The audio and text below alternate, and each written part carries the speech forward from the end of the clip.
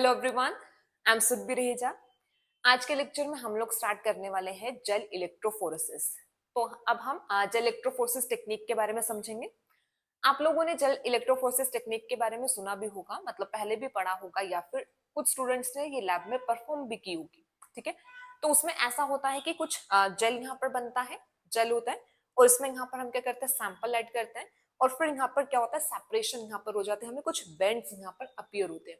तो जो gel electrophoresis actual में होता है, ये टेक्निक क्या है, ये एक सेपरेशन टेक्निक होती है जो यूज की जाती है for the separation of nucleic acid and protein. कि जैसे यहाँ पर क्या किया, डीएनए को आइसोलेट किया या फिर प्रोटीन की आइसोलेशन यहाँ पे की, तो फिर आगे फर्दर क्या है ना, इलेक्ट्रोफोरेसिस को परफॉर्म करते हैं। अब ये जो इलेक्ट्रोफोरेसिस है उससे यहाँ पर क्या होता है कि जो डीएनए है, डीएनए की सेपरेशन यहाँ पर हो जाती है। ठीक है, तो यहाँ पर हम सेपरेशन के लिए यूज करते हैं जेल इलेक्ट्रोफोरेसिस को। सेम ऐसे प्रोटीन के सेपरेशन के लिए भी जेल इलेक्ट्रोफोरेसिस टेक्निक को यूज किया जाता है, और ये बहुत सारे मेथड्स में ना यूज होती है। जैसे अगर पीसीआर परफॉर्म करना है तो वहां पर भी क्या होता है, पीसीआर परफॉर्म करने के बाद जो हमारे डीएनए एम्पलीफाई होते हैं, फिर उनका यहाँ पर क्या होता है ना, यहाँ पे उनका उनकी सेपरेशन की जाती है। ठीक है, तो अगर जैसे आपका ये भी होता है ना, मतलब जैसे डीएनए फिंगरप्रिंटिंग की टेक्निक होती है, डीएनए फिंगरप्रिंट्स मतलब पैटर्निटी डिस्प्यूट्स होते हैं, या फिर ऐसे समझ लो कि कोई क्राइम क्रिमिनल्स, जैसे क्राइम सीन्स होते हैं, वहां पर क्रिमिनल को सस्पेक्ट करना है, तो उसके लिए यहाँ पर क्या करते हैं, डीएनए की आइसोलेशन होती है, फिर उसके बाद सेपरेशन के लिए जनरली जेल इलेक्ट्रोफोरेसिस टेक्निक का यूज किया जाता है। ठीक है, तो ऐसा होता है कि जनरली जो डीएनए आरएनए के सेपरेशन के लिए ना जेल इलेक्ट्रोफोरेसिस टेक्निक जो यूज की जाती है, सेम ऐसा प्रोटीन के सेपरेशन के लिए भी टेक्निक यूज करते हैं जेल इलेक्ट्रोफोरेसिस। तो हम अब इसी को डिटेल में यहाँ पे समझेंगे। ठीक है, अब देखो जैसे जेल इलेक्ट्रोफोरेसिस। ठीक है, अब जेल इलेक्ट्रोफोरेसिस में अब दो टर्म हमारे पास यहाँ पर आ रही है, एक जेल है और एक यहाँ पर क्या है, इलेक्ट्रोफोरेसिस। तो पहले तो हम यहाँ पर क्या है ना, इन टर्म्स को समझेंगे सेपरेटली। जैसे हम समझेंगे कि जेल जेल है, यहाँ पर कौन सा टाइप, कितने टाइप का जेल होता है। ठीक है, और जेल के क्या क्या प्रॉपर्टीज यहाँ पर होती है। ठीक है, जेल के थ्रू कैसे यहाँ पे सेपरेशन होता है, तो हम एक जेल के बारे में यहाँ पर देखेंगे।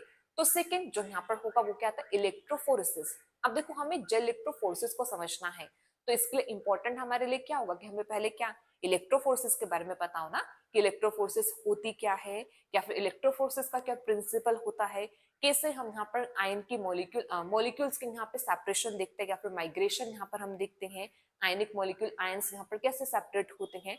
आयंस मतलब जैसे डीएनए भी एक आयनिक मॉलिक्यूल है, प्रोटीन्स भी आयनिक मॉलिक्यूल होता है, प्रोटीन पर भी कुछ ना कुछ नेट चार्ज होता है, डीएनए पर भी नेट चार्ज होता है। ठीक है, तो आरएनए पर भी नेट चार्ज होता है। तो इनकी एक्चुअल में सेपरेशन कैसे यहाँ पर होते हैं, तो पहले हमें इलेक्ट्रोफोरेसिस को समझना है। तो हम आज का लेक्चर पूरा का पूरा बेसिक होगा। तो आज के लेक्चर में जो हम स्टडी करेंगे ना, हम यहाँ पर पहले तो इलेक्ट्रोफोर्सेस को समझेंगे कि एक्चुअल में इलेक्ट्रोफोर्सेस होती क्या है, फिर इलेक्ट्रोफोर्सेस का प्रिंसिपल क्या यहाँ पर होता है, फिर ऐसे कौन कौन से फैक्टर्स यहाँ पर होते हैं जो किसी भी मॉलिक्यूल की मोबिलिटी को अफेक्ट करते हैं, किसी भी मॉलिक्यूल की माइग्रेशन को अफेक्ट करते हैं। ठीक है, ये हम देखेंगे। फिर इसके बाद हम यहाँ पर कुछ यहाँ पर एक ये आता है लॉज ऑफ इलेक्ट्रोस्टैटिक्स है, जनरली फिजिक्स में भी करते हैं क्योंकि इलेक्ट्रोफोर्सेस है ना। इलेक्ट्रोफोर्सेस मतलब यहाँ पे इलेक्ट्रिक फील्ड आ जाएगा और हमारा आयंस यहाँ पर आ जाते हैं ना।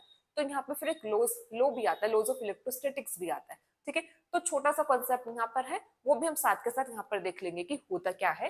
फिर इसके बाद हमने यहाँ पर देखना है types of electrophoresis. Types of electrophoresis के बाद फिर एग्रोस जेल, और फिर यहाँ पर होगा पॉली एक्रिलामाइड जेल।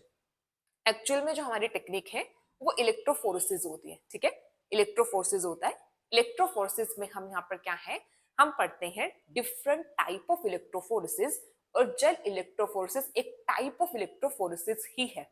ठीक है, बट ये मोस्ट वाइडली यूज्ड होती है जेल इलेक्ट्रोफोरेसिस। तो हम जेल इलेक्ट्रोफोरेसिस पर मेन फोकस अपना रखते हैं, हम इसे स्टडी करते हैं क्योंकि मोस्टली लैब में परफॉर्म की जाते हैं, मोस्ट मतलब कॉमन टेक्निक होती है जेल इलेक्ट्रोफोरेसिस ना। तो हमारा मेन फोकस जेल इलेक्ट्रोफोरेसिस पर होता है। बट ऐसा नहीं कि सिर्फ इलेक्ट्रोफोरेसिस में जेल इलेक्ट्रोफोरेसिस ही आता है, बहुत डिफरेंट टाइप की इलेक्ट्रोफोरेसिस टेक्निक होती है। ठीक है, तो पहले हम पूरा बेसिक बेसिक समझ लेंगे ना, कि जैसे इलेक्ट्रोफोरेसिस क्या होता है, क्या प्रिंसिपल है, क्या फैक्टर है, सो दैट जब हम जेल इलेक्ट्रोफोरेसिस को स्टार्ट करें ना, तो हमारे सारे बेसिक्स क्लियर हो, तो हमें जेल इलेक्ट्रोफोरेसिस और अच्छे से समझ में आए। ठीक है, तो आज के लेक्चर में तो अभी हमारा gel electrophoresis as such topic नहीं स्टार्ट होगा। आज के लेक्चर में तो हम क्या करेंगे, हम बेसिक समझेंगे, ठीक है, बेसिक के बारे में यहाँ पर समझेंगे। फिर इसके बाद हम जेल इलेक्ट्रोफोर्सेस को डिटेल में समझेंगे, जैसे डीएनए की सेपरेशन कैसे यहाँ पर होती है ना, वो हम यहाँ पे फिर नेक्स्ट डिटेल में यहाँ पर समझेंगे, ठीक है। तो इलेक्ट्रोफोर्सेस को देखते हैं। तो आपका जो आज का ये जो लेक्चर यहाँ पर होगा, ये आपकी बुक है, रेफरेंस बुक है, बहुत अच्छी बुक है, विल्सन एंड वोकर। मैंने पहले भी अपने लेक्चर्स में मेंशन किया है कि टेक्निक के लिए आपकी एक अच्छी बुक होती है विल्सन एंड वोकर की, ठीक है।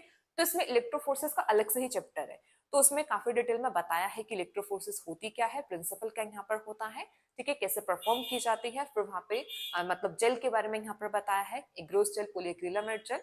तो मेन तो आपका आज का लेक्चर यहीं से है। इसके अलावा कुछ सोर्सेज आपके जैसे एनसीबीआई से भी लिया है, ठीक है, साइंस डायरेक्ट है, तो कुछ सोर्सेज वहां से भी है, ठीक है। तो स्टार्ट करते हैं आज का लेक्चर। तो आज के लेक्चर में हम लोग क्या देख रहे हैं, हम लोग यहाँ पर पढ़ेंगे इलेक्ट्रोफोरेसिस के बारे में। इलेक्ट्रोफोरेसिस को डिटेल में पहले हम समझेंगे, पूरा डेप्थ में यहाँ पर हम जाएंगे, समझेंगे इलेक्ट्रोफोरेसिस को। फिर नेक्स्ट हम यहाँ पे जेल वगैरह, मतलब जेल कौन सा यहाँ पर होता है, किस टाइप का, क्या प्रॉपर्टीज होती है, फिर हम जेल इलेक्ट्रोफोरेसिस को यहाँ पर देख लेंगे, ठीक है। तो इलेक्ट्रोफोरेसिस को समझते हैं। अब देखो जो इलेक्ट्रोफोरेसिस है, अब इलेक्ट्रोफोरेसिस टर्म को अगर हम यहाँ पर समझे तो इलेक्ट्रोफोरेसिस है क्या। तो इलेक्ट्रोफोरेसिस जो टर्म यहाँ पर होती है, टर्म इलेक्ट्रोफोरेसिस, ठीक है, इलेक्ट्रोफोर्सेस को समझते हैं। तो इलेक्ट्रोफोर्सेस क्या है, term electrophoresis is defined as, बहुत ही सिंपल लैंग्वेज में यहाँ पर समझते हैं, इलेक्ट्रोफोर्सेस का मतलब होता क्या है, it is defined as the migration, migration होगा, माइग्रेशन किसका माइग्रेशन होगा, माइग्रेशन ऑफ चार्ज्ड पार्टिकल, ठीक है। तो ये क्या है, it is defined as the migration of charge particles under the influence of electric field, ठीक है। इलेक्ट्रिक फील्ड के इन्फ्लुएंस में जो चार्ज्ड पार्टिकल का मूवमेंट होता है, माइग्रेशन होता है, तो इसी को बोला जाता है इलेक्ट्रोफोरेसिस। नाम से समझो, इलेक्ट्रोफोरेसिस इलेक्ट्रिक फील्ड, ठीक है, migration of ion under the influence of electric field, this is known as the electrophoresis, ठीक है।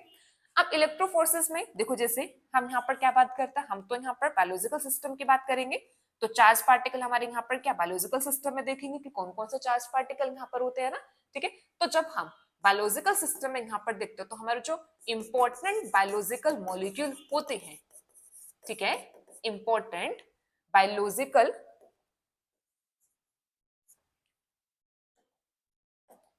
तो ये हमारे यहाँ पर आएंगे इंपॉर्टेंट बायोलॉजिकल मॉलिक्यूल, ठीक है। अब इंपॉर्टेंट बायोलॉजिकल मॉलिक्यूल कौन कौन से आ जाएंगे, अब यहाँ पर जैसे अमाइनो एसिड्स, अमाइनो एसिड्स क्या है, चार्ज्ड मॉलिक्यूल होंगे, है ना, अमाइनो एसिड्स है। इसके अलावा पेप्टाइड्स, पेप्टाइड्स और प्रोटीन्स, ठीक है। पेप्टाइड और प्रोटीन में डिफरेंस पता है ना सबको, पेप्टाइड जनरली हमारे स्मॉल साइज के होते हैं, प्रोटीन हमारे लार्जर साइज होते हैं, ठीक है। प्रोटीन्स बेसिकली पॉलीपेप्टाइड्स, ठीक है, मतलब प्रोटीन्स लार्जर मॉलिक्यूलर वेट यहाँ पर होता है, ठीक है।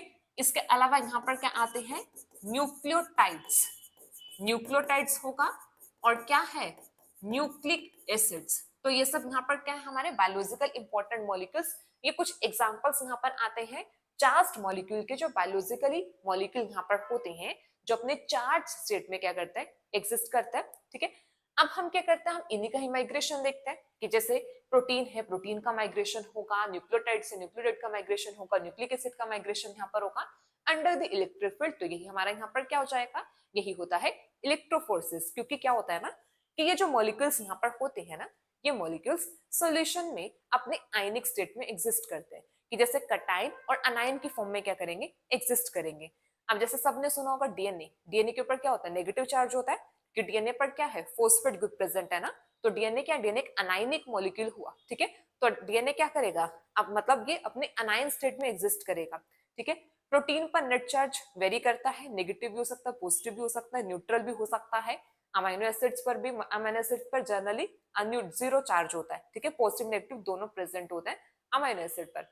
तो ऐसे पेप्टाइड्स पर भी चार्ज क्या करेगा, वेरी करेगा। तो ये मॉलिक्यूल्स क्या करते हैं, ये मॉलिक्यूल्स अपने आयनिक स्टेट में एग्जिस्ट करेंगे, कटायनिक और अनायनिक स्टेट में। तो इनके जो कटायनिक अनायनिक स्टेट है, फिर ये क्या करेगा, इनका माइग्रेशन होगा अंडर द इलेक्ट्रिक फील्ड, ठीक है। तो अब ये माइग्रेट करते हैं।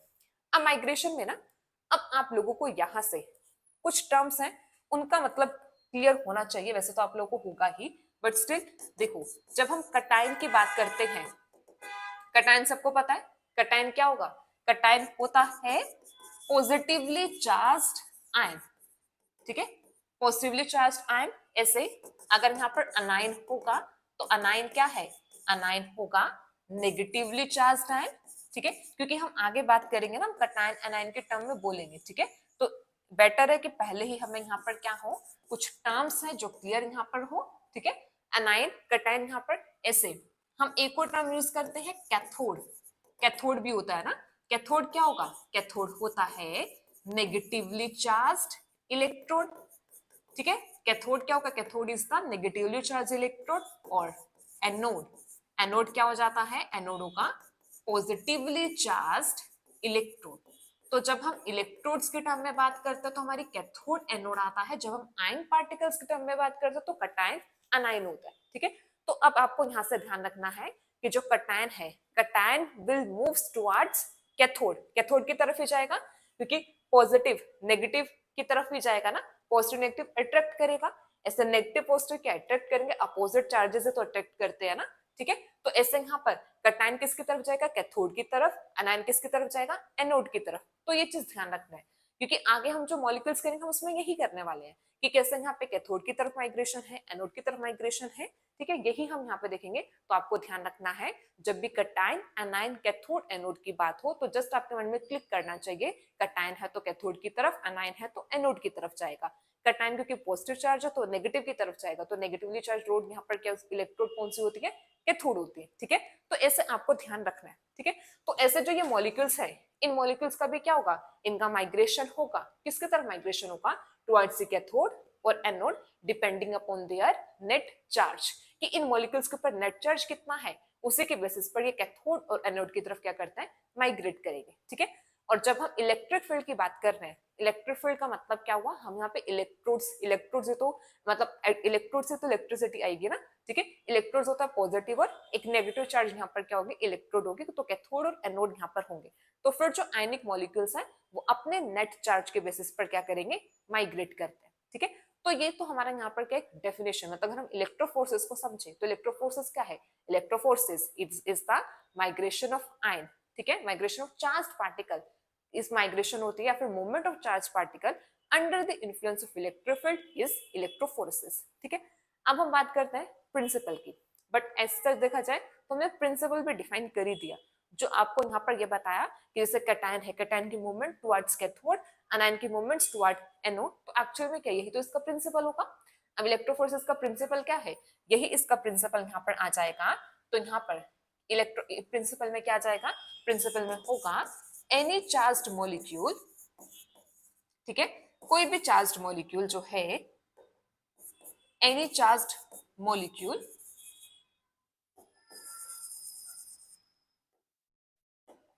एनी चार्ज्ड मॉलिक्यूल माइग्रेट, इसका प्रिंसिपल यही है कि कोई भी चार्ज मॉलिक्यूल क्या करता है, माइग्रेट करता है इन इलेक्ट्रिक फील्ड, ठीक है, इलेक्ट्रिक फील्ड में क्या करता है वो, माइग्रेट करता है, माइग्रेट इन इलेक्ट्रिक फील्ड, ठीक है, इलेक्ट्रिक फील्ड में माइग्रेट करेगा। तो इसे यही इनका यहाँ पर क्या होता है, माइग्रेशन यहाँ पर आ जाता है।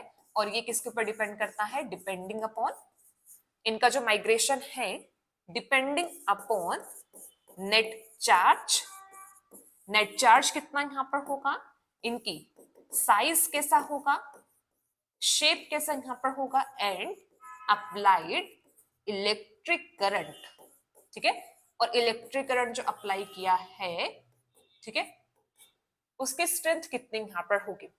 तो हम यहाँ पर प्रिंसिपल क्या बोलेंगे, प्रिंसिपल ये होता है एनी चार्ज्ड मॉलिक्यूल माइग्रेट करता है under the influence of electric field, और आप ऐसे लिख सकते हो कि इन इलेक्ट्रिक फील्ड किसके ऊपर डिपेंड करता है, इनके जो मॉलिक्यूल की माइग्रेशन है, depending upon their net charge, size, shape and applied electric current, इसके बेसिस पर जो मॉलिक्यूल्स है वो क्या करते हैं, माइग्रेट करते हैं इन द इलेक्ट्रिक फील्ड। तो this is known as the principle of the electrophoresis, ठीक है। तो ये प्रिंसिपल होगा। तो सिंपल सा, जब हम एक इलेक्ट्रिक फील्ड में माइग्रेशन यहाँ पर देख रहे हैं आयन की, तो जो एक मॉलिक्यूल यहाँ पे माइग्रेट करेगा वो कैसे माइग्रेट करेगा, एक तो उसके ऊपर नेट चार्ज कितना है उसके ऊपर डिपेंड करेगा, उस मॉलिक्यूल की शेप यहाँ पर कैसे होती है, साइज कैसा यहाँ पर है, कितने इलेक्ट्रिक स्ट्रेंथ यहाँ पर प्रोवाइड की है, फील्ड यहाँ पर जो इलेक्ट्रिक फील्ड उसकी स्ट्रेंथ कितनी यहाँ पर है। तो इन सब फैक्टर के बेसिस पर जो मूवमेंट होती है मॉलिक्यूल की, तो यही यहाँ पर क्या होता है, प्रिंसिपल। ठीक है, तो समझ में आना, समझ में आ रहा है ना सबको। वैसे तो हमें ये सब पता ही होता है कि इलेक्ट्रोफोर्सेस क्या है, तो बस हम जस्ट उसको रिकॉल कर रहे हैं। ठीक है, तो इलेक्ट्रोफोर्सेस में, इलेक्ट्रोफोर्सेस का मतलब मूवमेंट होगा किसी भी आयनिक मॉलिक्यूल की इलेक्ट्रिक फील्ड की प्रेजेंस में एनोड कैथोड की तरफ उनका मूव करना इज इलेक्ट्रोफोर्सेस, ये इसका प्रिंसिपल। अब प्रिंसिपल में यह आ जाता है कि जस्ट ये क्या करता है, अपने मतलब साइज है, चार्ज है, ठीक है, और शेप है, इसके बेसिस पर इनकी मूवमेंट होती है, मूवमेंट होगी इन द इलेक्ट्रिक फील्ड, इसी को यहाँ पर प्रिंसिपल बोलते हैं। ठीक है, अब जैसे हमने यहाँ पर प्रिंसिपल में ही हमने बात कर लिया कि जो माइग्रेशन है वो किस किस के ऊपर डिपेंड कर रहा है, ये डिपेंड कर रहा है साइज के ऊपर डिपेंड कर रहा है, शेप के ऊपर डिपेंड कर रहा है, चार्ज के ऊपर डिपेंड कर रहा है, और बता दे कि अप्लाइड इलेक्ट्रिक करंट के ऊपर डिपेंड कर रहा है। तो ये क्या हो जाएंगे, ये तो फैक्टर्स हो जाएंगे। ठीक है, ये सब क्या होंगे, ये सब तो फैक्टर हो जाएंगे ना। तो नेक्स्ट हम क्या देख लेंगे, नेक्स्ट हम देख लेंगे factors, factors affecting the mobility of charged ion. ठीक है, या फिर factors affecting the rate of ion mobility, कि जो आयनिक मॉलिक्यूल्स हैं इनकी जो मोबिलिटी है, इनकी जो माइग्रेशन है इन द इलेक्ट्रिक फील्ड, किस रेट से, किस वेलोसिटी से ये मूव करते हैं, ये किन फैक्टर्स के ऊपर डिपेंड करता है। कौन कौन से फैक्टर्स हैं जो इनके रेट को या फिर इनकी वेलोसिटी को क्या करते हैं, अफेक्ट करते हैं। ठीक है, तो नेक्स्ट यहाँ पर आ जाता है फैक्टर्स। तो फैक्टर में वैसे तो हमने कुछ फैक्टर्स हमने यहाँ पर देख ही लिए, अब इसके अलावा और भी यहाँ पर देख लेते हैं। तो फैक्टर्स में यहाँ पर क्या आ जाएंगे, यहाँ पर आते हैं वेरियस फैक्टर्स। ठीक है, वेरियस फैक्टर्स यहाँ पर आ जाएंगे, वेरियस फैक्टर इंक्लूड्स, जैसे यहाँ पर पहले तो वही वाले फैक्टर्स लिख देते हैं। जैसे फर्स्ट यहाँ पर क्या होगा, फर्स्ट यहाँ पर है net charge, net charge of particle. ठीक है, पार्टिकल का नेट चार्ज कितना यहाँ पर होगा। सेकेंड क्या आ जाएगा, साइज ऑफ मॉलिक्यूल, पार्टिकल बोलो मॉलिक्यूल बोलो, ठीक है, आयनिक मॉलिक्यूल बोलो। ठीक है, ये आ जाएगा साइज होगा, और यहाँ पर क्या होगा, और आ जाएगा शेप। ठीक है, शेप है, और यहाँ पर क्या आ जाएगा, ये होगा स्ट्रेंथ ऑफ इलेक्ट्रिक फील्ड। ठीक है, स्ट्रेंथ ऑफ इलेक्ट्रिक फील्ड या फिर अप्लाइड इलेक्ट्रिक करंट, कुछ भी बोलो। इसके अलावा जो फैक्टर यहाँ पर आते हैं वो है टेम्परेचर, टेम्परेचर फैक्टर होगा, और यहाँ पर क्या आ जाता है, और होगा पीएच ऑफ बफर, क्योंकि जब हम इन मॉलिक्यूल्स की हम सेपरेशन करते हैं तो यहाँ पर बफर यूज करते हैं। ठीक है, तो पीएच कितनी होती है बफर की, उसके ऊपर डिपेंड करता है। और यहाँ पर आ जाएगा नेक्स्ट फैक्टर, यहाँ पर क्या होगा, नेक्स्ट फैक्टर यहाँ पर आ जाएगा properties, properties of supporting, supporting medium. अब देखो सपोर्टिंग मीडियम का मतलब यहाँ पर क्या है, अब देखो इलेक्ट्रो फोर्सेस परफॉर्म कर रहे हैं। देखो जैसे हम डीएनए, आरएनए या फिर प्रोटीन्स है, न्यूक्लिक एसिड, इन सब के सेपरेशन यहाँ पे कर रहे हैं। तो सेपरेशन इलेक्ट्रोफील्ड के प्रेजेंस में कर रहे हैं।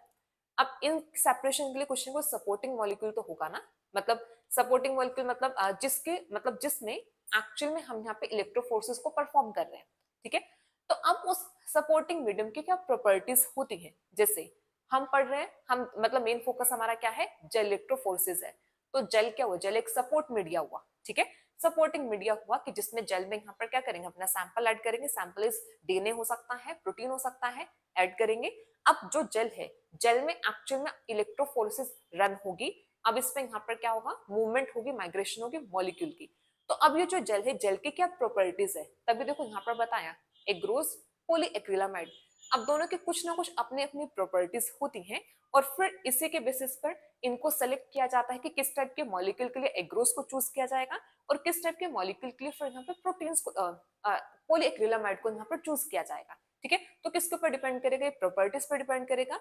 तो क्या हम सपोर्टिंग मीडियम वहां पर यूज कर रहे हैं, ठीक है, उसके क्या प्रॉपर्टीज हैं, वो भी एक्चुअल में अफेक्ट करेगी रेट ऑफ आयन या फिर वेलोसिटी ऑफ आयन मोबिलिटी। ठीक है, इस चीज को क्या करती है, अफेक्ट करती है। तो सबको समझ में आ रहा है हम लोग क्या कर रहे हैं, हम लोग अभी जो इलेक्ट्रोफोर्सेस में इलेक्ट्रोफोर्सेस को समझने की कोशिश कर रहे हैं, जिसमें हमने पहले इलेक्ट्रोफोर्सेस को समझा है कि इलेक्ट्रोफोर्सेस होता क्या है, फिर हमने उससे से प्रिंसिपल समझ लिया, प्रिंसिपल से हम किस पर यहाँ पर आ गए, फैक्टर्स पर आ गए। तो फैक्टर्स में हमने कुछ यहाँ पे फैक्टर्स देख लिए जिसके ऊपर डिपेंड करता है मोबिलिटी ऑफ आयन। ठीक है, तो अभी हमें ये तीन चीजें समझ में आ गई हैं अबाउट द इलेक्ट्रोफोरेसिस। इलेक्ट्रोफोरेसिस होता क्या है, प्रिंसिपल एंड द फैक्टर्स। अब हम नेक्स्ट देखते हैं। नेक्स्ट जैसे यहाँ पे बात कर रहे थे, जैसे मैंने पहले भी बताया, तो नेक्स्ट हमारा यहाँ पर आता है लॉज ऑफ इलेक्ट्रोस्टैटिक्स। ठीक है, अब देखो लॉज ऑफ इलेक्ट्रोस्टैटिक्स में एक्चुअल में होता क्या है ना, मतलब जनरली अगर वैसे बेसिकली देखा जाए, इसमें जनरली ऐसा होता है कि जैसे हम पढ़ते हैं ना कि जैसे जो लाइक आयंस होते हैं, जैसे सेम जो आयंस होते हैं ये रिपेल करते हैं, अपोजिट आयंस अट्रैक्ट करते हैं, तो इन सब का हमारा लॉज होता है। यही एक्चुअल में इसी लॉ में यही बताया होता है कि जैसे same ions will repel each other and opposite ions will attract each other. ठीक है, अब यहाँ पर देखो कैसे होता है। अब ऐसे समझो, एक हमारा इलेक्ट्रिक फील्ड है। ठीक है, इलेक्ट्रिक फील्ड जैसे आप जल आप लोगों ने मतलब जल समझ लो कि जल है। ठीक है, हमने उसको इलेक्ट्रिक फील्ड में रखा हुआ है, जल में हमारा डीएनए यहाँ पे प्रेजेंट है। ठीक है, अब यहाँ पे डीएनए मॉलिक्यूल्स क्या कर रहे हैं, मूव कर रहे हैं इलेक्ट्रिक फील्ड की प्रेजेंस में, उनकी माइग्रेशन हो रही है, उनकी मूवमेंट हो रही है। ठीक है, अब एक स्पीड से वो मूव कर रहे हैं। ठीक है, अब इनके जो माइग्रेशन है, हाँ, अब हमने मॉलिक्यूल को रखा है, कहाँ पर रखा है, इलेक्ट्रिक फील्ड में रखा है। तो अब ये जो माइग्रेशन होगा या फिर जो मॉलिक्यूल है, अब इन मॉलिक्यूल्स के ऊपर कुछ ना कुछ इलेक्ट्रिक फोर्स अप्लाई हो रही होगी ना। अब वो जो इलेक्ट्रिक फोर्स है वही तो क्या कर रहा होगा, उसकी माइग्रेशन को अफेक्ट कर रहा होगा। अब इसको थोड़ा सा वैसे समझते हैं। ठीक है, कैसे यहाँ पर देखो मतलब कैसे यहाँ पर होगा कि जब हम एक मॉलिक्यूल को इलेक्ट्रिक फील्ड में रखते हैं और इलेक्ट्रिक फील्ड में वो मॉलिक्यूल मूव करता है, तो इलेक्ट्रिक फील्ड क्या करती है, कुछ इलेक्ट्रिकल फोर्स अप्लाई करती है। वो इलेक्ट्रिकल फोर्स क्या करेगी, इनके रेट ऑफ माइग्रेशन को अफेक्ट करेगी। ठीक है, तो अब यहाँ पर क्या है, अब ये जो इलेक्ट्रिक फोर्स होती है, इसे इलेक्ट्रिक फोर्स को एक्चुअल में एक्सप्रेस किया जाता है, डिफाइन किया जाता है by the laws of electrostatic. ठीक है, तो पहले तो आपको यह समझना है कि एक इलेक्ट्रिक फील्ड में जो मॉलिक्यूल है उन पर एक सर्टेन काइंड की फोर्स यहाँ पे लग रही है, which is known as the electric force. Electric force को हम अब यहाँ पे डिफाइन करेंगे कैसे, by the laws of electrostatic. ठीक है, इलेक्ट्रिकल फोर्स को यहाँ पे डिफाइन करेंगे। तो एक तो यहाँ पर बेसिकली एक तो यहाँ पर इलेक्ट्रिक फोर्स की बात करेंगे। ठीक है, और हम जनरली यहाँ पर जो बात करने वाले हैं, हम यहाँ पे बात करने वाले हैं कि कौन से टाइप के फोर्सेस होती हैं वो एक मॉलिक्यूल के ऊपर लगती हैं जब वो एक इलेक्ट्रिक फील्ड में मूव करता है। ठीक है, तो लॉज ऑफ इलेक्ट्रोस्टैटिक्स में क्या है, लॉज ऑफ इलेक्ट्रोस्टैटिक्स में हम यहाँ पर देखते हैं फोर्सेस के बारे में कि वो फोर्सेस जो एक मॉलिक्यूल पर लगती हैं जब वो एक इन्फ्लुएंस में होता है इलेक्ट्रिक फील्ड में। तो जैसे एक तो यहाँ पर क्या बताया, एक तो यहाँ पर क्या होगा, इलेक्ट्रिकल फोर्स यहाँ पर होगी कि इलेक्ट्रिक फील्ड एक फोर्स अप्लाई कर रही है जिसको हम इलेक्ट्रिक फोर्स यहाँ पे बोल रहे हैं। तो हम इलेक्ट्रिक फोर्स को यहाँ पे डिफाइन करेंगे। ठीक है, इलेक्ट्रिक फोर्स को डिफाइन करेंगे। फिर दूसरा यहाँ पर क्या है, जैसे अब एक मॉलिक्यूल आगे की तरफ मूव कर रहा है, अब मूव कर रहे हैं तो दूसरा यहाँ पर क्या होगा, फ्रिक्शन फोर्स भी लगेगी। फ्रिक्शन आएगा, फ्रिक्शन जो उसको ड्रैग करेगा, जिसको खींचेगा, आगे नहीं बढ़ने देगा। ठीक है, जैसे किसी सॉल्यूशन में मॉलिक्यूल प्रेजेंट है या जैसे जल में यहाँ पे प्रेजेंट है, तो कुछ ड्रैगिंग भी होगा ना। तो ऐसा तो है नहीं कि मॉलिक्यूल आगे बढ़ता जाएगा। अब फ्रिक्शन में जैसे हम भी नॉर्मल मतलब हम लोग भी जब क्या करते हैं, मूव करते हैं, तो फ्रिक्शनल फोर्स अप्लाई होती है ना। तो अपोजिट डायरेक्शन में क्या होता है, फ्रिक्शनल फोर्सेस यहाँ पर होती है। तो ऐसे एक मॉलिक्यूल जब मूव करेगा तो एक तो इलेक्ट्रिकल फोर्स यहाँ पर अप्लाई हो रही है जो इलेक्ट्रिक फील्ड दे रहा है, दूसरा यहाँ पर क्या लगेगी, फ्रिक्शनल फोर्सेस यहाँ पर होंगे जो मॉलिक्यूल को अपोज करेंगे कि वो मॉलिक्यूल जनरली मूव ना करे, उनको ड्रैग यहाँ पे करेंगे। तो फोर्सेस यहाँ पर आ जाएगा, इलेक्ट्रिकल फोर्स यहाँ पर देखेंगे, इलेक्ट्रिकल फोर्स होगा, और एक यहाँ पे फ्रिक्शनल फोर्स यहाँ पर आएगा। अब इन फोर्सेस को समझना क्यों इंपॉर्टेंट होता है, इन फोर्सेस को समझना हमारे लिए इंपॉर्टेंट इसलिए है क्योंकि हम यहीं से डिफाइन करते हैं इलेक्ट्रोफोरेटिक मोबिलिटी ऑफ मॉलिक्यूल। ठीक है, अभी हम डिटेल में करेंगे। अब जस्ट मैं आप लोगों को ना ओवरव्यू दे रही हूँ कि हम लोग क्या करने वाले हैं, सो दैट आप लोगों को ना फिर क्लियर रहे, है ना। तो हम देखो कैसे, हम पहले हम फोर्सेस के बारे में देख लेंगे ना, फोर्सेस, हम इलेक्ट्रिकल फोर्स के बारे में देख लेंगे कि जब एक मॉलिक्यूल किस में होता है, इलेक्ट्रिक फील्ड के इन्फ्लुएंस में होता है, तो इलेक्ट्रिकल फोर्सेस अप्लाई होती हैं। उन्हें इलेक्ट्रिकल फोर्सेस को अपोज करने के लिए यहाँ पर फ्रिक्शनल फोर्स यहाँ पर आती है, और इन्हीं दोनों से फिर हम आगे डिफाइन करते हैं इलेक्ट्रोफोरेटिक मोबिलिटी ऑफ मॉलिक्यूल। ऐसा समझो कि एक मॉलिक्यूल अगर यहाँ पर क्या करे, इलेक्ट्रिक फील्ड में मूव कर रहा है, तो मूव करने के लिए कुछ फोर्सेस हैं जो वहां पे उनको अफेक्ट करेंगी। तो वो फोर्सेस यहाँ पर क्या है, वो एक इलेक्ट्रिकल फोर्स आता है, और एक यहाँ पर आता है वो कौन सी, फ्रिक्शनल फोर्स होगा। और ये फोर्सेस फिर आगे डिफाइन करती हैं इलेक्ट्रोफोरेटिक मोबिलिटी को, मतलब किसी भी मॉलिक्यूल की स्पीड को आगे क्या करते हैं, डिफाइन करते हैं कि कितने स्पीड से वो मॉलिक्यूल क्या है, वो आयन क्या है, वो मूव करेगा। वो किसके ऊपर डिपेंड करता है, वो डिपेंड करता है इलेक्ट्रिकल फोर्स पे, और दूसरा वो डिपेंड करता है फ्रिक्शनल फोर्स पे। ठीक है, समझ में आया? तो लॉज ऑफ इलेक्ट्रोस्टैटिक्स में एक्चुअल में यहाँ पर इन फोर्सेस को डिफाइन किया है। ठीक है, तो हम कुछ इक्वेशंस भी करेंगे यहाँ पर ना, कि कैसे यहाँ पर आता है। तो यहाँ पर हम क्या देखते हैं, हम यहाँ पर देखेंगे जो लॉज ऑफ इलेक्ट्रोस्टैटिक्स है, लॉज ऑफ इलेक्ट्रोस्टैटिक्स में ये आ जाएगा, ये होगा migration of ion in electric field. ठीक है, एक इलेक्ट्रिक फील्ड में जो माइग्रेशन है आयन की in electric field is described by laws of electrostatics. ठीक है, लॉज ऑफ इलेक्ट्रोस्टैटिक्स है जो क्या करता है, डिस्क्राइब करेगा। ठीक है, अब हम देखते हैं, अब ये जो लॉ है, दिस लॉ, ये लॉ क्या बताता है, दिस लॉ स्टेट्स दैट, ठीक है, ये क्या बताता है, this law states that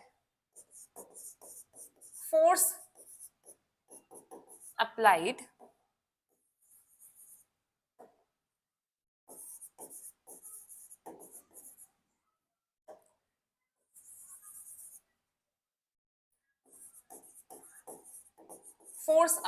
on ion, अब जो फोर्स अप्लाई होगी आयन पर वो है इलेक्ट्रिकल फोर्स। इलेक्ट्रिकल फोर्स जिसे लिखा जाता है F electrical, so this is the electrical force. ठीक है, force applied on ion having, force applied on ion with charge Q। अब जो आयन है इसके ऊपर चार्ज कितना है, charge Q in an electric field, एक इलेक्ट्रिक फील्ड में, इन एन इलेक्ट्रिक फील्ड, और यहां पर जो इलेक्ट्रिक फील्ड है ना, हम यहाँ पे इसको E से रिप्रेजेंट करते हैं, तो E यहाँ पर डिनोट करता है strength of electric field, strength of electric field. ठीक है, is expressed as,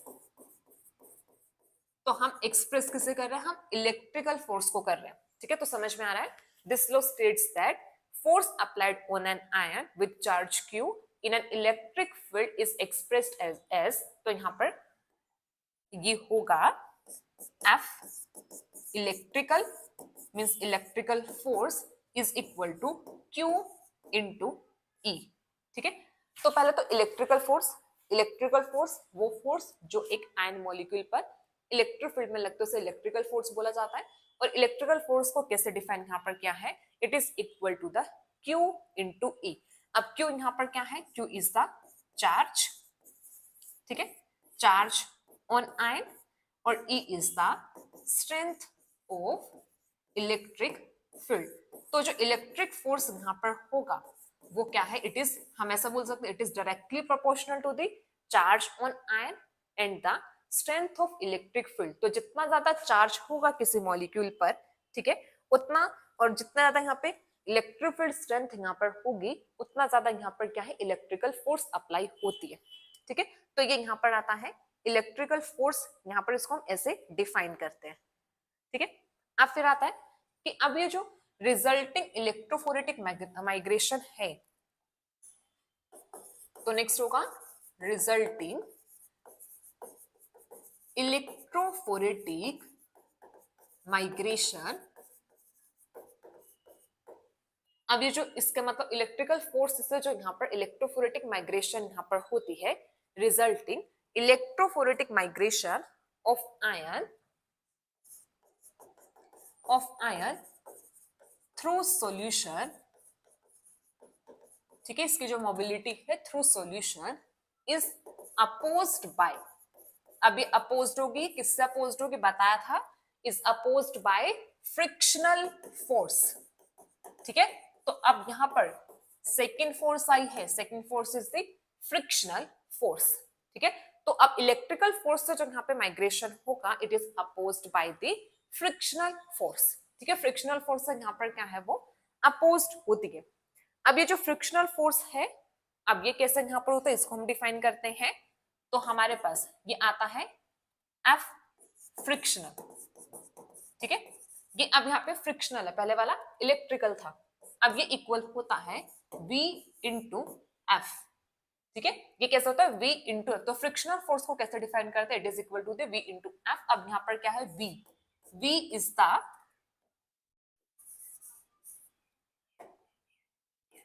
the rate of migration. Rate of migration या फिर इसको क्या बोल सकते हैं, it is the velocity of ion. तो फ्रिक्शनल फोर्स किसके ऊपर डिपेंड करता है, it depend on the rate of migration और वेलोसिटी ऑफ आयन, और डिपेंड करता है F is the frictional coefficient. ठीक है, ये क्या है यहाँ पर फ्रिक्शनल कोफिशिएंट। थोड़ा सा फॉर्मूलाज आ रहे हैं। ठीक है, तो इससे में आएंगे, वैसे ये ना ज्यादा और है नहीं, बस एक दो यहाँ पर यही देखने हैं हमने दोनों ना। ठीक है, तो यहाँ पर एफ फ्रिक्शनल यहाँ पर होगा frictional force. Frictional force is depend on the rate of migration of ion and the frictional coefficient. ठीक है, इसके ऊपर डिपेंड करता है, या फिर बोलो कि इसके ऊपर ये डायरेक्टली प्रोपोर्शनल यहाँ पर होता है फ्रिक्शनल फोर्स। ठीक है, अब इसमें देखो रेट ऑफ माइग्रेशन या रेट ऑफ वेलोसिटी हमें समझ में आया। अब ये फ्रिक्शनल कोफिशिएंट यहाँ पर क्या होता है, अब इसको यहाँ पे समझ लेते हैं कि फ्रिक्शनल कोफिशिएंट है क्या। ठीक है, अब हम फ्रिक्शनल कोफिशिएंट को यहाँ पर देखते हैं। पहले इसकी एक डेफिनेशन लिखते हैं फिर इसको समझेंगे। फ्रिक्शनल कोफिशिएंट, तो फ्रिक्शनल कोफिशिएंट जो हमारे पास होता है, frictional coefficient is defined as the frictional coefficient is a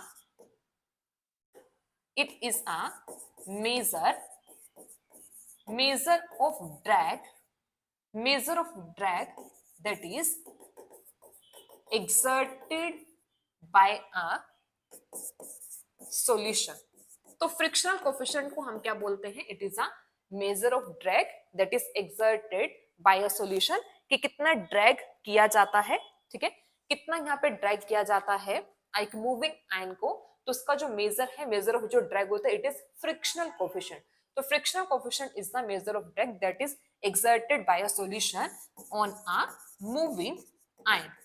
ठीक है, तो इसको यहाँ पर हम क्या बोलते हैं, फ्रिक्शनल कोफिशिएंट बोलते हैं। तो फ्रिक्शनल फोर्स डिपेंड करेगी कि कितना ज्यादा ड्रैग किया जाता है एंड कितनी रेट यहाँ पर है, कितना माइग्रेशन यहाँ पर होगा आयन का, कितनी वेलोसिटी यहाँ पर होती है। ठीक है, अब ये जो फ्रिक्शनल कोफिशिएंट होता है, फ्रिक्शनल कोफिशिएंट जो है and it is depend on, जो फ्रिक्शनल कोफिशिएंट है ये देखो अब किसके ऊपर डिपेंड करता है, मतलब कितना ड्रैग लगेगा, ये किसके ऊपर डिपेंड यहाँ पर करता है, it depend on the size.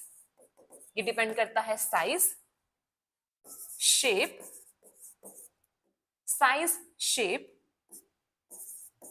Solvation of ion. Solvation of ion मतलब सोल्युबिलिटी, कि आयन कितना सोल्यूबल यहाँ पर होगा, सॉल्वेशन ऑफ आयन। ठीक है, solvation of ion as well as the viscosity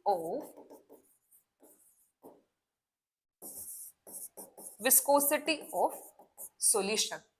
तो ये जो फ्रिक्शनल फोर्स यहाँ पर होता है ये डिपेंड करता है किस किस पर, साइज के ऊपर डिपेंड करेगा, शेप पर डिपेंड करता है, solvation is the solubility of ion या solvation of ion in this solution as well as the viscosity of solution. ठीक है, तो कैसे समझना है, हमने अभी तक ये समझा है कि कैसे कि एक जो यहाँ पे आयन मॉलिक्यूल होता है इस पर क्या होता है, इलेक्ट्रिकल फोर्स अप्लाई होती है। ठीक है, इलेक्ट्रिकल फोर्स को यहाँ पे समझा है, इलेक्ट्रिकल फोर्स यहाँ पर क्या होता है, Q इंटू E होगा, मतलब जितना चार्ज होता है और जितना यहाँ पे स्ट्रेंथ है उतनी ही ज्यादा इलेक्ट्रिकल फोर्स है जो एक आयन पर अप्लाई होती है। अब ये जो इससे यहाँ पर क्या है, एक मॉलिक्यूल, एक जो आयन है वो क्या करेगा, माइग्रेट करेगा, और ये जो माइग्रेशन होता है इसको अपोज किया जाता है by the frictional force. Frictional force यहाँ पे किसके ऊपर डिपेंड करता है, ये डिपेंड करता है कि कितने तेजी से या फिर कितने स्पीड से वो जो आयन मॉलिक्यूल है वो माइग्रेट करता है। दूसरा यहाँ पर फ्रिक्शनल कोफिशिएंट है जिस पर फ्रिक्शनल फोर्स डिपेंड करती है कि कितने तेजी से उसे ड्रैग किया जाएगा, कैसे फिर उसे रेजिस्ट किया जाएगा मूवमेंट से। ठीक है, और जो फ्रिक्शनल कोफिशिएंट है ये क्या है, ये एक मेजर होता है, measure of drag that is exerted by the solution on the ion, कि एक सॉल्यूशन कितना उसको खींचेगा, कितना उसको रेसिस्ट करेगा कि वो आगे मूव ना करे। इसको जो मेजर किया जाता है वो क्या होता है, फ्रिक्शनल कोफिशिएंट आता है। और जो फ्रिक्शनल कोफिशिएंट है किसके ऊपर डिपेंड करता है, ये मॉलिक्यूल के साइज के ऊपर डिपेंड करेगा, शेप के ऊपर डिपेंड करेगा, और उसकी सोलिबिलिटी कितनी है उस सॉल्यूशन में उस पर डिपेंड करेगा। साथ के साथ जो सॉल्यूशन होता है उसकी विस्कोसिटी कितनी है, कितना विस्कस वो सॉल्यूशन होगा, इन सब फैक्टर्स पे डिपेंड करता है फ्रिक्शनल कोफिशिएंट। ठीक है, तो समझ में आया। तो ये यहाँ पर आता है, ये होगा हमारा यहाँ पर फ्रिक्शनल फोर्स, इलेक्ट्रिकल फोर्स, और यहाँ से फ्रिक्शनल कोफिशिएंट। अब ये जो फ्रिक्शनल कोफिशिएंट है ना, ये ऐसे होता है, एफ है ना, तो ये हमारा ऐसे आता है 6 पाई नीटा आर। ठीक है, इसको ये इसका फॉर्मूला होता है फ्रिक्शनल कोफिशिएंट का ना, ये फॉर्मूला यहाँ पर आता है 6 पाई नीटा आर। ये जो एन है, मतलब नीटा जो यहाँ पर है, it is the refractive index, ये रिफ्रैक्टिव इंडेक्स होता है, और आर ये होता है रेडियस। ठीक है, तो जो एन और आर, नीटा और जो आर यहाँ पर है, ये आते हैं रिफ्रैक्टिव इंडेक्स और आता है आयन। अच्छा, ये रिफ्रैक्टिव इंडेक्स ऑफ मीडियम बोल सकते हो, ठीक है, ऑफ सॉल्यूशन। रिफ्रैक्टिव इंडेक्स, या फिर उसको ऐसे बोलो, ये यहाँ पर है viscosity, it is the viscosity of medium, कि कितना विस्कस वो सॉल्यूशन होगा ना, मीडियम होगा, तो वो चीज, वो विस्कोसिटी यहाँ पर आता है। ठीक है, तो जो नीटा यहाँ पर, it is the viscosity of the medium, और जो आर यहाँ पर आता है, it is the radius of molecule. ठीक है, यहाँ पर रेडियस ऑफ मॉलिक्यूल, रेडियस भी जो यहाँ पर होती है, इट इज आयनिक रेडियस। ठीक है, आयनिक रेडियस यहाँ पर होता है। तो ये फॉर्मूला यहाँ पर होता है फ्रिक्शनल कोफिशिएंट का। तो हमने फ्रिक्शनल फोर्स और यहाँ पर इलेक्ट्रिकल फोर्स और यहाँ पर ये देखा है फ्रिक्शनल कोफिशिएंट जो होगा, ये तीनों कैसे यहाँ पर आते हैं। ठीक है, अब हम देखो यहाँ पर क्या देखते हैं, जैसे अब हमने ये समझ में आया हमें यहाँ तक कि एक इलेक्ट्रिक फील्ड में दो टाइप की फोर्सेस है जो होंगी, एक तो इलेक्ट्रिकल और एक फ्रिक्शनल फोर्स है जो यहाँ पर प्रेजेंट होगी। ठीक है, अगर हम यहाँ पर बात करते हैं in an constant electric field, ठीक है, तो हम यहाँ पर देखते हैं in an constant electric field,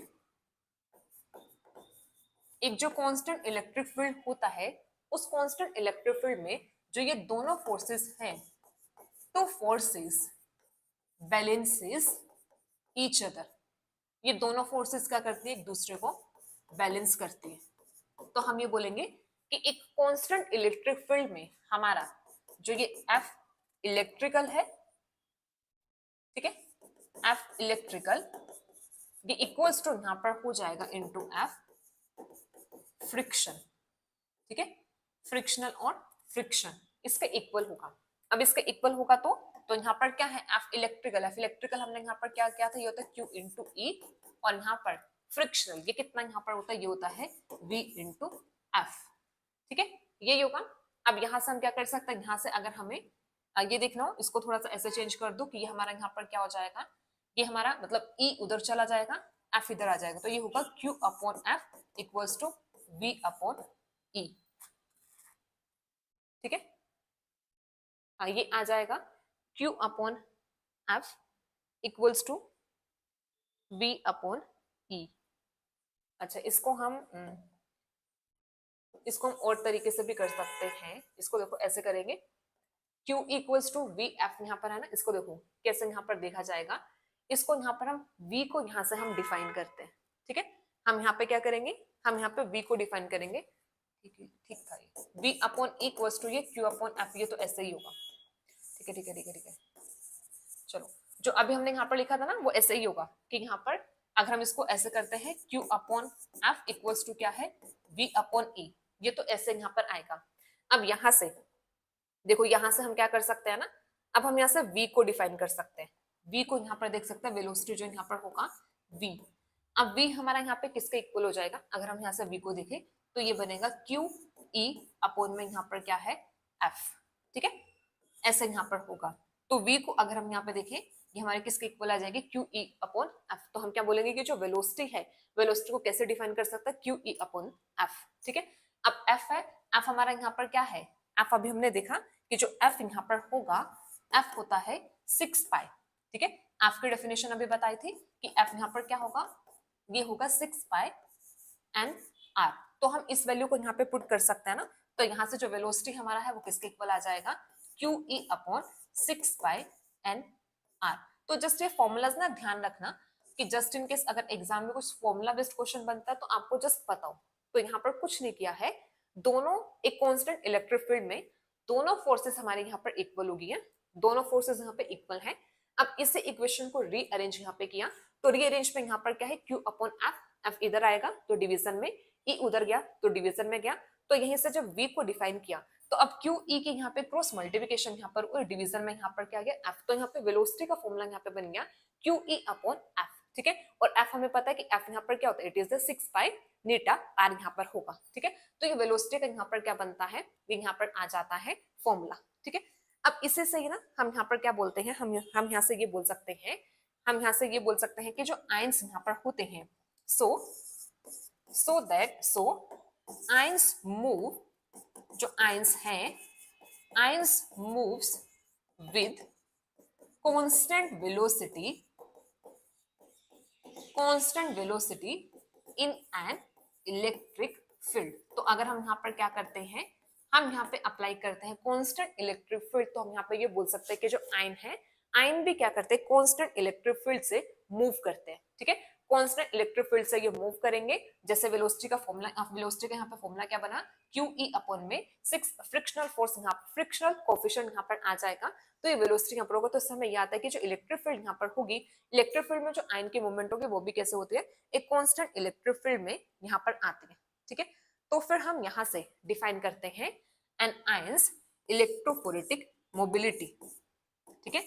हम यहाँ से डिफाइन करते हैं an ion's electrophoretic mobility.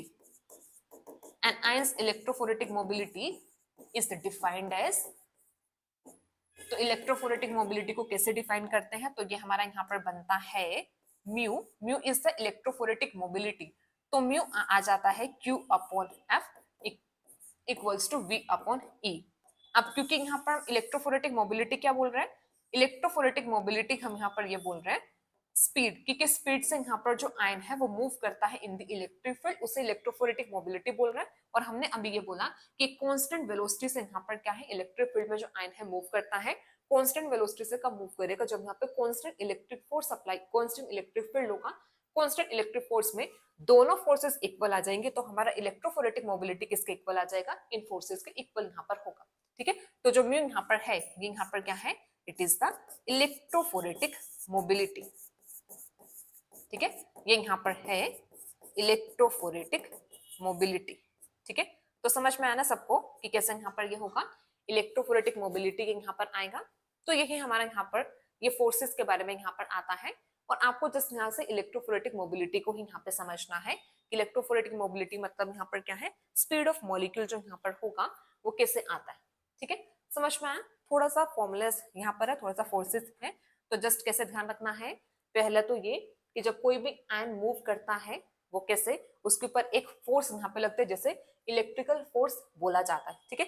Electrical force QE यहाँ पर होगा, फिर इसी को अपोज करने के लिए फ्रिक्शन फोर्स यहाँ पर होगी, फ्रिक्शन फोर्स यहाँ पर क्या होता है, इट इज VF। F क्या है, फ्रिक्शनल कोफिशिएंट हो, तो उसके डेफिनेशन यहाँ पे हमने की है, फ्रिक्शनल कोफिशिएंट क्या होता है। फिर क्या बोला कि कांस्टेंट इलेक्ट्रिक फील्ड में दोनों फोर्सेस इक्वल होती हैं, दोनों फोर्सेस इक्वल होंगी तो हमारा ये कुछ फॉर्मूला यहाँ पर बन जाएगा। और यही से फिर हम क्या बोलते हैं कि एक इलेक्ट्रिक फील्ड में जो मॉलिक्यूल्स मूव करते हैं वो कांस्टेंट वेलोसिटी के साथ मूव करते हैं, तो यही से हम डिफाइन करते हैं इलेक्ट्रोफोरेटिक मोबिलिटी। इलेक्ट्रोफोरेटिक मोबिलिटी हमारा क्या है, कांस्टेंट वेलोसिटी से यहाँ पर मूव करना आयन के इलेक्ट्रिक फील्ड में, तो फिर ये हमारा किसके इक्वल आ जाएगा, ये हमारे ये फोर्सेस के इक्वल यहाँ पर होगा, ठीक है। क्लियर सबको इतना, बस थोड़ा सा electrical force, frictional force, electrophoretic mobility के बारे में ध्यान रखना, ठीक है। तो अब यहाँ तक हमारा जो बेसिक था इलेक्ट्रोफोर्सेस का वो कंप्लीट है। इलेक्ट्रोफोर्सेस होता क्या है, प्रिंसिपल, फैक्टर्स कौन कौन सा अफेक्ट करते हैं, और फिर हमने यहाँ पर देख लिया कि जो लॉज यहाँ पर है मतलब फोर्सेस यहाँ पे कैसे अप्लाई होती है। सो नेक्स्ट अब हम देखते हैं टाइप्स ऑफ इलेक्ट्रोफोर्सेस, ठीक है। तो नेक्स्ट अब यहाँ पर आ जाएगा टाइप्स ऑफ इलेक्ट्रोफोर्सेस। अब हम देखेंगे टाइप्स ऑफ इलेक्ट्रोफोर्सेस। तो टाइप ऑफ इलेक्ट्रोफोर्सेस में अब आता क्या है, डिपेंडिंग अपॉन द, ये होगा डिपेंडिंग अपॉन द प्रेजेंस और absence ऑफ सपोर्टिंग मीडिया, ठीक है, प्रेजेंस और absence of supporting media, it is classified into two group. Supporting media present होगा या एब्सेंट होगा, तो यहां पर जो इलेक्ट्रोफोरेसिस है, electrophoresis is classified into two groups, ठीक है। दो ग्रुप में यहां पर क्या है, क्लासिफाई किया गया है इलेक्ट्रोफोर्सेस को डिपेंडिंग अपॉन द प्रेजेंस और अब्सेंस ऑफ सपोर्टिंग मीडिया, ठीक है। अब यहां पर आता है, दो टाइप की यहां पर आती है,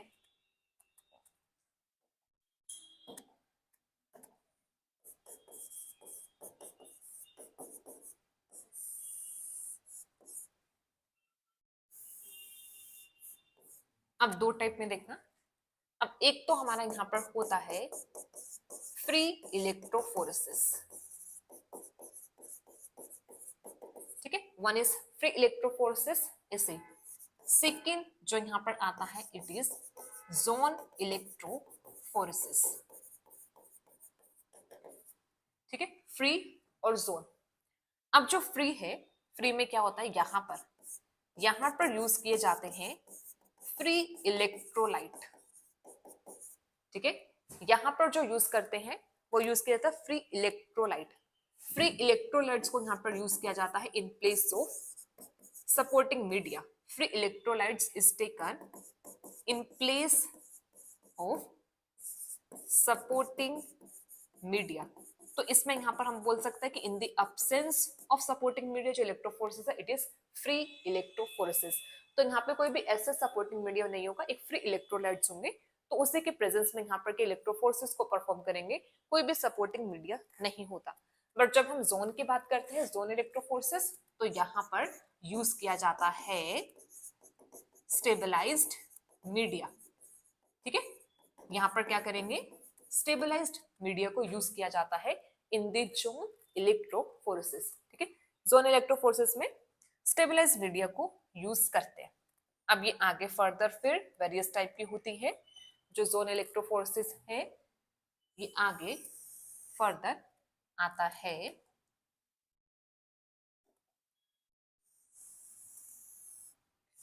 इसमें अब हमारा यहां पर फर्स्ट आ जाता है, फर्स्ट होगा पेपर इलेक्ट्रोफोरेसिस, ठीक है, पेपर होगा ऐसे इसमें। और सेकंड आता है cellulose acetate, cellulose acetate electrophoresis, ठीक है। सेकंड होगा सेलुलोज एसिटेट इलेक्ट्रोफोरेसिस। थर्ड आता है कैपिलरी इलेक्ट्रोफोरेसिस ऐसे। फोर्थ होगा जेल इलेक्ट्रोफोरेसिस। तो जोन इलेक्ट्रोफोरेसिस भी फर्दर आगे फोर टाइप की, paper, cellulose acetate, capillary and gel, ठीक है। अब इसमें वही सपोर्टिंग मीडिया के बेसिस पर है ना, तो यहां पर पेपर इलेक्ट्रोफोरेसिस में यहां पर यूज किया जाता है फिल्टर पेपर यूज किया जाता है एज अ सपोर्टिंग मीडियम। तो इसको यहाँ पर पेपर इलेक्ट्रोफोरेसिस बोला, जैसे पेपर क्रोमेटोग्राफी होता है, वहां पर भी फिल्टर पेपर को यूज करते हैं। Chromatography is also another type of a separation technique, ठीक है, जहां पे डीएनए आरएनए की भी होती है, प्रोटीन्स की भी सेपरेशन होता है। क्रोमेटोग्राफी एक अलग टाइप की टेक्निक होती है सेपरेशन की। तो हम पेपर क्रोमेटोग्राफी करते हैं, तो जस्ट लाइक पेपर क्रोमेटोग्राफी ऐसे यहाँ पर पेपर इलेक्ट्रोफोरेसिस आता है, ठीक है। अभी जो सेलुलोज एसिटेट है, सेलुलोज एसिटेट ये इसी पेपर की ही मॉडिफाइड वर्जन है, इसी की मॉडिफिकेशन है, बस इसमें यहाँ पे सेलुलोज एसिटेट फिल्टर मेम्ब्रेन का यूज किया जाता है, ठीक है। तो यहाँ पर यूज करते हैं सेलुलोज एसिटेट फिल्टर मेम्ब्रेन, ये फर्क होगा। ठीक है, यहाँ पे मेम्ब्रेन बस इसी का मॉडिफाइड वर्जन है, यहाँ पे आप पेपर की जगह मेम्ब्रेन को यहाँ पे यूज किया। ठीक है, अब ऐसे कैपिलरी जो यहाँ पर होगी, अब इसमें कैपिलरी ट्यूब को यूज करते हैं, तो यहाँ पर यूज किया जाता है field capillary tube with liquid solution. ठीक है, तो इसमें कैपिलरी होगी, नैरो कैपिलरी ट्यूब, अब वो फिल्ड होते विद लिक्विड सॉल्यूशन, इसको एज अ मीडियम यूज किया जाता है कैपिलरी इलेक्ट्रोफोरेसिस। अब जेल है, जेल में तो यहाँ पर क्या है, यहाँ पर जेल यूज किया जाएगा एज अ सपोर्टिंग मीडियम, तो इसको यहाँ पर बोलते हैं जेल इलेक्ट्रोफोरेसिस। ठीक है, तो ये आता है डिफरेंट टाइप ऑफ इलेक्ट्रोफोरेसिस, जिसमें हमारा यहाँ पर क्या है, दो टाइप की यहाँ पर बनती है, एक फ्री आता है, एक जोन आता है। फ्री में तो यहाँ पर कोई भी मीडिया यूज नहीं होगा, जैसे यहाँ पे फ्री इलेक्ट्रोलाइट्स है वो यहाँ पर यूज किए जाते हैं, बट जोन में यहाँ पे सपोर्टिंग मीडियम यूज करते हैं, स्टेबलाइज मीडियम यहाँ पर यूज करते हैं। ये आगे paper, cellulose, capillary and gel, चार टाइप की यहाँ पर ये बनती है। पेपर में पेपर को यूज किया जाएगा, फिल्टर पेपर, इसमें सेल्यूलोज एसिटेट को, कैपिलरी ट्यूब को, और यहाँ पर जेल। ठीक है, तो अभी हमने तो क्या करना है, जेल इलेक्ट्रोफोर्सेस को करना है ना, तो अभी हम जेल को यहाँ पर समझेंगे, सपोर्टिंग मीडिया जो यहाँ पर होगा जेल, इसको यहाँ पे देखेंगे, और फिर आगे जेल इलेक्ट्रोफोर्सेस को कंटिन्यू करेंगे। ठीक है, तो देखते हैं हमारा जो सपोर्ट मीडियम यहाँ पर है, सपोर्ट मीडियम यहाँ पर क्या होगा, जेल। ठीक है, तो अब इसमें यहाँ पर क्या आता है, जेल जो यहाँ पर होगा, अच्छा इसमें हाँ यहीं से लिख लिया था, देखो इसमें जो यहाँ पर जेल है, gel is used as molecular sieve. अब इसमें यहाँ पर क्या है कि जो जेल है, जेल को यूज किया जाता है एज अ मॉलिक्यूलर सीव, मतलब ये एक मॉलिक्यूल्स को फिल्टर करने के लिए, मॉलिक्यूल्स को सेपरेट करने के लिए मॉलिक्यूलर सीव की तरह यूज करते हैं जेल को। ठीक है, अब जो वास्ट मेजोरिटी ऑफ जो टेक्निक होती हैं लैब में जो परफॉर्म की जाती हैं, vast majority of electrophoretic techniques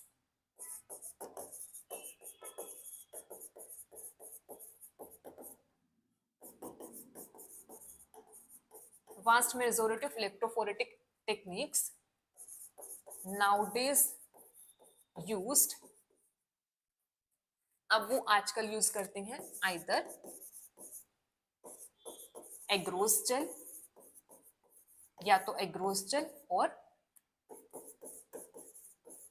polyacrylamide gel, या तो एग्रोस जेल को यूज किया जाता है या फिर पॉलीएक्रिलामाइड जेल। तो हम ये बोल सकते हैं कि जो जेल यहाँ पर आता है, gel as a supporting medium में दो टाइप के यहाँ पर मीडियम आते हैं, एक एग्रोस होगा, दूसरा यहाँ पर आता है पॉलीएक्रिलामाइड।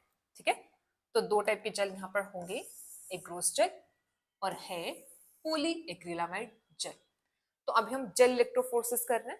ठीक है, तो जेल इलेक्ट्रोफोर्सेस में हम पहले अभी इन दोनों टाइप का जो यहाँ पर है जेल को, इनके प्रॉपर्टीज देखते हैं, agarose gel and the polyacrylamide jail.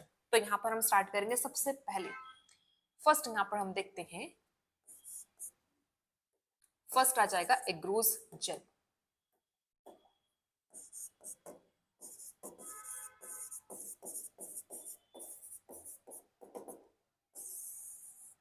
First is agarose gel. ठीक है, एग्रोस जेल के बारे में देखते हैं।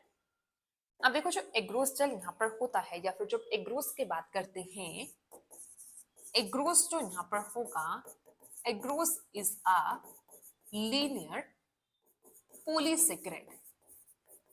अब एग्रोस एक्चुअल में है क्या, एग्रोस यहाँ पर होता है, agarose is a linear polysaccharide. ठीक है, अब ये लीनियर पॉलीसेकेराइड होता है। ठीक है, और जो एग्रोस यहाँ पर है, agarose is a linear polysaccharide, agarose is consist of repeating unit of एग्रोबायोस। तो अभी हमने यहाँ पर क्या बोला, ये एक पॉलीसेकेराइड है। ठीक है, पॉलीसेकेराइड होगा, अब इसमें रिपीटिंग यूनिट किसके प्रेजेंट है, एग्रोबायोस। तो एग्रोबायोस इसके यहाँ पर मोनोमरिक यूनिट है। एग्रोबायोस आके क्या करता है, मल्टीपल आपस में कंबाइन करके एग्रोज यहाँ पे बनाता है, एग्रोबायोस। ठीक है, अब ये जो एग्रोबायोस है विच मेड अप ऑफ, एग्रोबायोस आगे किसका बना होता है, which made up of galactose, galactose and 3,6 एनहाइड्रो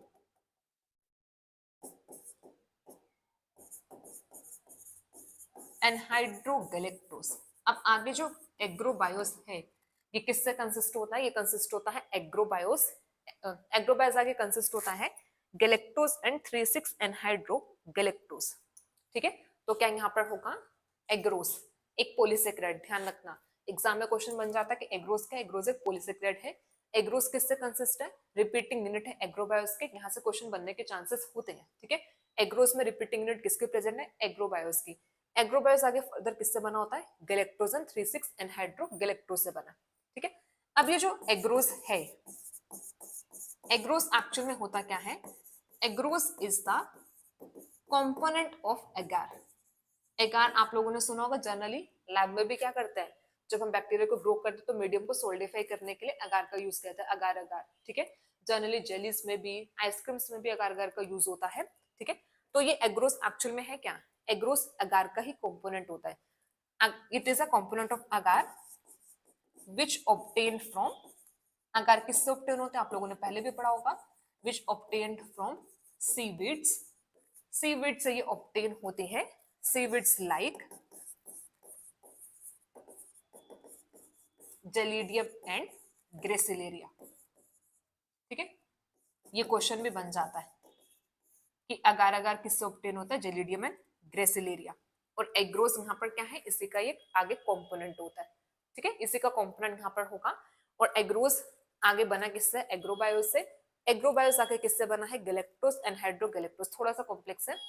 अगार सबसे बड़ा मॉलिक्यूल, अगार में क्या प्रेजेंट है, एग्रोस, एग्रोस में क्या प्रेजेंट है, एग्रोबायोस, एग्रोबायोस में क्या प्रेजेंट है, गैलेक्टोस 3,6 एनहाइड्रोगैलेक्टोस। ठीक है, तो सबसे सिंपल जो यहाँ पे यूनिट है, सिंपल शुगर जो है वो गैलेक्टोस और 3,6 एनहाइड्रोगैलेक्टोस है। डाइसेक्राइड बन रहा है एग्रोबायोस, एग्रोबायोस के रिपीटिंग यूनिट से यहाँ पर एग्रोस बन रहा है, एग्रोस से फिर यहाँ पर क्या है, अगार यहाँ पे बनता है। ठीक है, तो ये यहाँ पर आता है। अब ये जो एग्रोस यहाँ पर होता है, agarose is used in concentration, इसको यूज किया जाता है in concentration between 1% and 3%, 1 to 3% के बिटवीन इस एग्रोस के कॉन्सेंट्रेशन को यूज करते हैं। ठीक है, देखो ऐसा होता है लैब में, अब क्या करते हैं ना, एग्रोस जल को प्रिपेयर किया जाता है लैब में। ठीक है, एग्रोस जल को कैसे प्रिपेयर करते हैं, इसे एग्रोस से। अब एग्रोस की जो कॉन्सेंट्रेशन यहाँ पर होगी वो कितनी होती है, 1% to 3% कॉन्सेंट्रेशन का एग्रोस है जो यूज किया जाता है in the formation of agarose जल।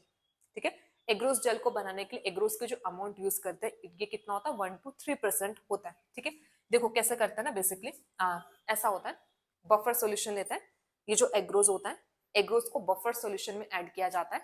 ठीक है, अब एग्रोस कितना लेता है, 1% और 3% का यहाँ पर सॉल्यूशन बनता है।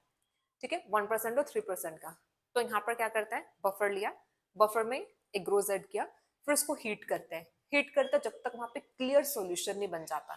ठीक है, पूरा प्रॉपर क्लियर सॉल्यूशन जब तक नहीं बनता तब तक उसकी हीटिंग होती है। ठीक है, फिर हीट होने के बाद फिर उसको थोड़ा सा कूल डाउन होने के लिए रखता है।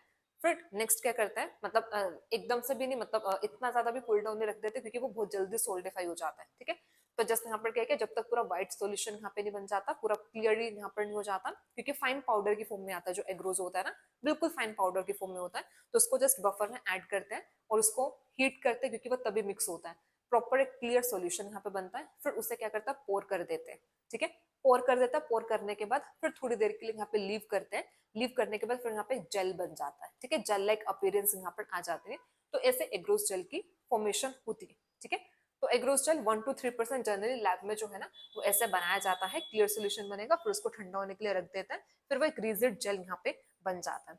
अब जो यहाँ पर पोर साइज होता है वो बहुत इंपॉर्टेंट रोल प्ले करते हैं in the separation of molecule. अब देखो जैसे ये जेल है, तो अब एग्रोस हो या फिर यहाँ पर क्या हो, पॉलीएक्रिलामाइड हो, तो यहाँ पे पोर साइज मैटर करता है, ठीक है। क्योंकि देखो जैसे हम यहाँ पर क्या कर रहे हैं, जल को एज अ मीडियम यूज कर रहे हैं ना। अब जल को जब एज अ मीडियम यूज कर रहे हैं तो जैसे ये यहाँ पर जल होगा तो जल में यहाँ पर क्या है, कुछ ऐसे पोर्स प्रेजेंट होंगे, ठीक है, पोर्स होंगे। और इन्हीं पोर्स से यहाँ पर क्या है, जो मॉलिक्यूल है वो क्या करेगा, एक पोर से दूसरे पोर से, दूसरे से तीसरे पोर में, ऐसे ऐसे करके इनकी यहाँ पर क्या होगी, माइग्रेशन यहाँ पर होगी ना, ठीक है। तो अब यहाँ पे पोर साइज मैटर करेगा, पोर साइज मैटर करेगा कि हमारा यहाँ पे लार्ज साइज के मॉलिक्यूल है या फिर कैसे स्मॉल साइज के मॉलिक्यूल है। क्योंकि अगर यहाँ पर क्या होता है, अगर कोई यहाँ पे लार्ज साइज का मॉलिक्यूल है और उसके लिए यहाँ पर पोर कैसे है, स्मॉल साइज के हैं, तो फिर उनको तो माइग्रेशन में प्रॉब्लम होगी ना। तो उनको मूव करने के लिए यहाँ पर क्या है, पोर साइज एक इंपॉर्टेंट फैक्टर होता है, इंपॉर्टेंट रोल प्ले करता है मॉलिक्यूल्स के माइग्रेशन में, क्योंकि इनको पोर को ही क्रॉस करते करते आगे की तरफ मूव करना है, ठीक है। तो यहाँ पर हमारा लार्ज साइज का मॉलिक्यूल हो या फिर स्मॉल साइज का मॉलिक्यूल हो, तो इनके लिए पोर साइज मैटर करता है, ठीक है। क्योंकि इन्हें पोर्स से यहाँ पर क्या है, मॉलिक्यूल्स को मूव करते करते आगे की तरफ यहाँ पर जाना है, ठीक है। अब इसमें जो यहाँ पर एग्रोस का जो पोर साइज होता है, ये किसके ऊपर डिपेंड करता है, it depend upon the concentration of agarose, ठीक है। तो जो पोर साइज यहाँ पर होता है, pore size of agarose is controlled by, ये कैसे कंट्रोल होता है, control by the initial concentration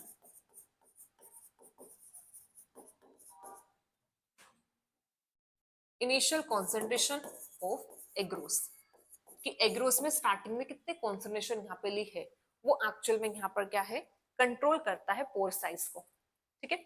अब देखो कैसे, अगर यहाँ पर क्या यूज किया है, अगर यहाँ पे यूज किया है लो कॉन्सेंट्रेशन, ठीक है, लो कॉन्सेंट्रेशन यहाँ पे यूज की है एग्रोस की। अब लो कॉन्सेंट्रेशन जो यहाँ पर है, इट रिजल्ट्स इनटू, ये रिजल्ट करेगा इनटू लार्ज पोर साइज, ठीक है।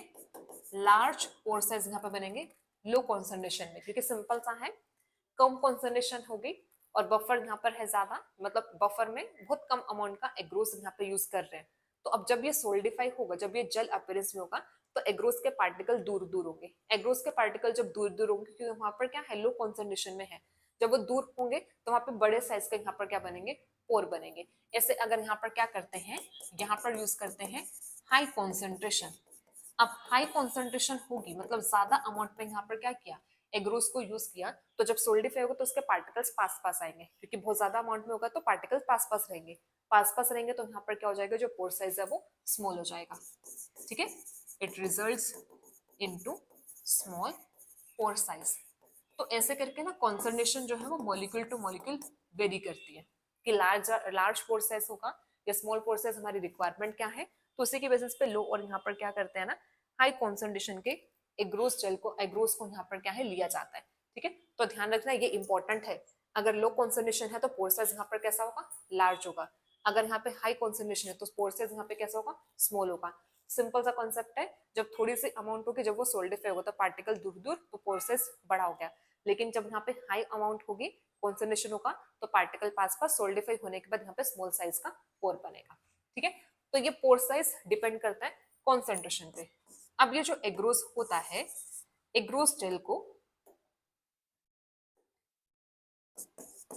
Agarose gel is used for both proteins and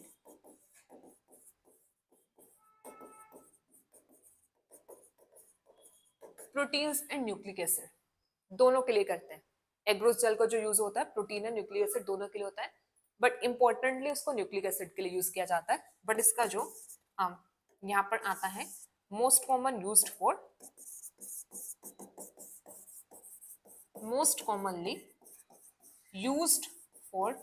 separation of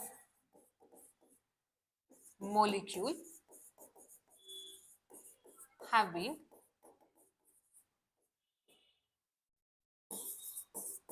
having greater than, ऐसे मॉलिक्यूल्स जिनका मॉलिक्यूलर वेट जो यहाँ पर होता है, it is greater than 200 kilo Dalton molecular weight.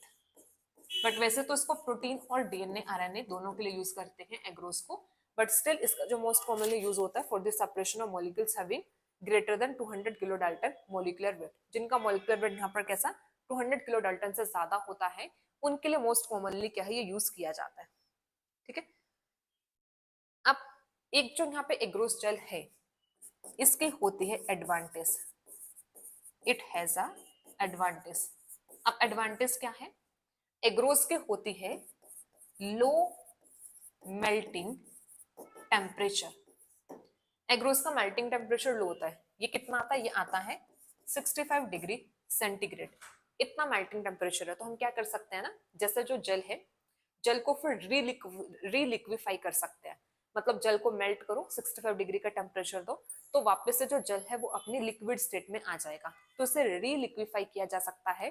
तो जनरली ऐसे करते हैं, एग्रोस जल लेते हैं, जब वहां पे डीएनए के बैंड्स आ जाते हैं, जल को वहां से कट करते हैं, कट करने के बाद उसे मेल्ट करते हैं, तो हमारा जो डीएनए वो हमें सॉल्यूशन में मिल जाता है।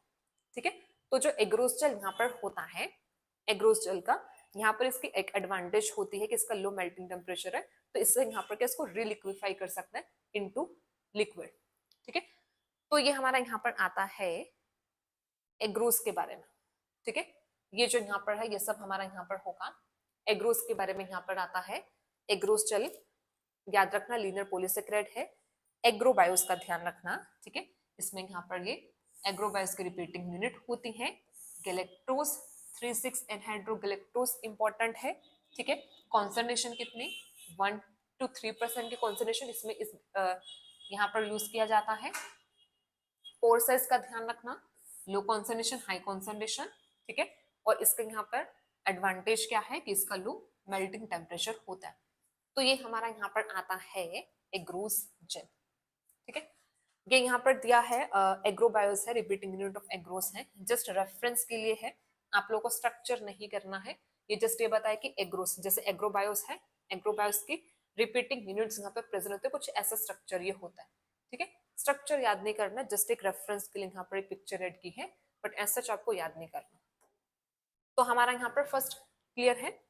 अब हम सेकेंड यहाँ पर देखते हैं, सेकेंड होगा पॉलीएक्रिलामाइड। तो फटाफट से पॉलीएक्रिलामाइड के बारे में देख लेते हैं।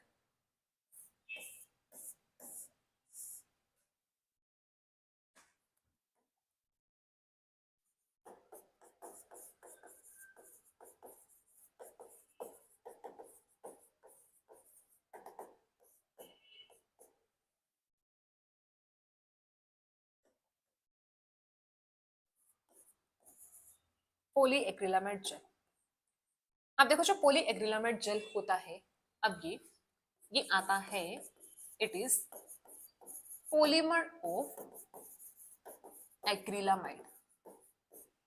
अब ये किसका पॉलीमर है, ये एक्रिलामाइड का पॉलीमर होता है, तब इसका नाम है पॉलीएक्रिलामाइड। तो यहाँ पे एक्रिलामाइड की रिपीटिंग यूनिट्स प्रेजेंट होंगे। ठीक है, अच्छा यहाँ तक सबको क्लियर है ना।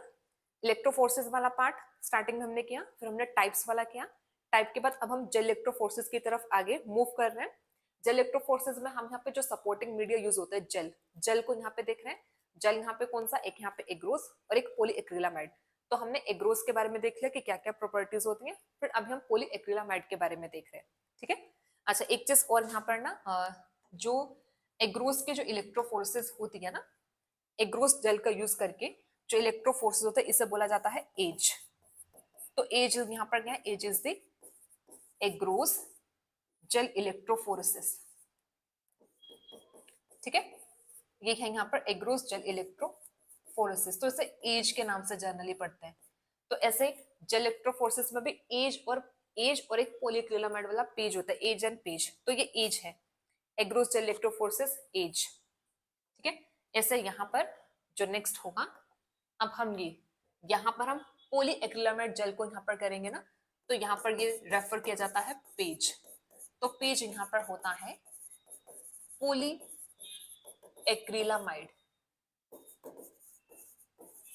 Agarose gel polyacrylamide gel electrophoresis.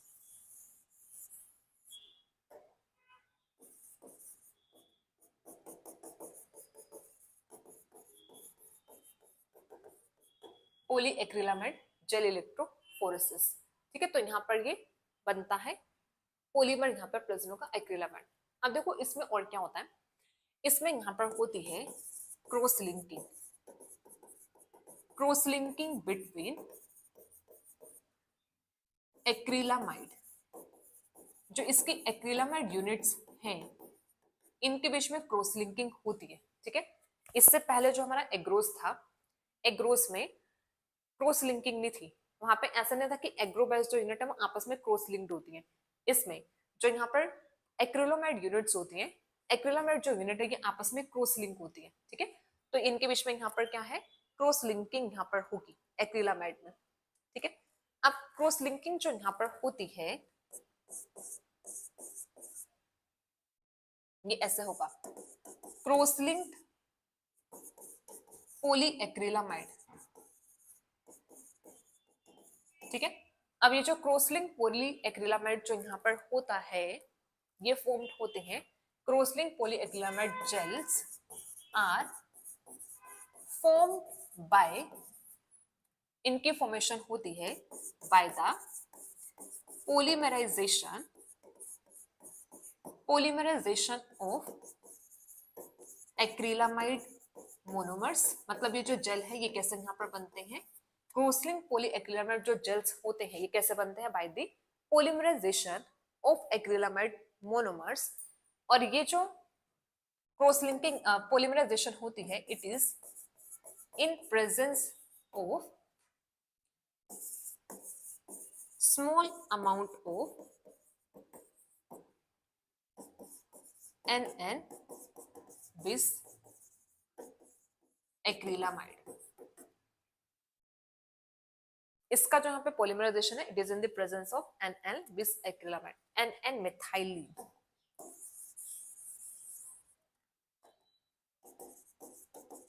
चलो इसको समझते हैं, अभी ना ये लिख तो लिया, समझते हैं इसको। पहला तो एक चीज क्या याद रखोगे, यहां से आप लोगों को याद रखना है कि एक तो यहाँ पर जो ये पॉलीमर है किसका पॉलीमर होता है, एक्रिलामाइड का। ठीक है, दूसरा यहाँ पर क्या होती है, क्रॉस लिंकिंग होती है, एक्रिलामाइड जो यूनिट्स है इनके बीच में क्रॉस लिंकिंग होती है। और ये जो क्रॉस लिंकिंग यहाँ पर होती है ना, पोली एक्रिलामाइड की जो क्रॉस लिंकिंग है ये होती है वाया NN मिथाइलिन एक्रिलामाइड। तो यहाँ पर जो ये NN मिथाइलिन एक्रिलामाइड है, ठीक है, ये यहाँ पर क्या होता है, ये होता है as a cross linking agent. पहला तो ये समझना है कि ये जो यहाँ पर जो NN मिथाइलिन एक्रिलामाइड है ये एक क्रॉस लिंकिंग एजेंट है। तो दो एक्रिलामाइड यूनिट आपस में क्रॉस लिंक होती है via the NN methylene acrylamide, तो ये as a cross linking agent होता है। ठीक है, अब दूसरा देखो यहाँ पर क्या होता है कि जो पोली एक्रिलामाइड जेल्स होते हैं ना इनकी पोलीमराइजेशन होती है। ठीक है, इनकी फॉर्मेशन होती है। तो अब हमारे पास जेल बनेगा cross link poly acrylamide jail. ठीक है, पोली एक्रिलामाइड जेल भी यहाँ पर इनके बीच में क्रॉस लिंकिंग कैसे यहाँ पर होता है, यहाँ पर एक क्रॉस लिंकिंग एजेंट होता है NN मिथाइलिन एक्रिलामाइड। तो जब इसके फॉर्मेशन यहाँ पर, तो इसके फॉर्मेशन में क्या होता है, एक्रिलामाइड की पोलीमराइजेशन होती है।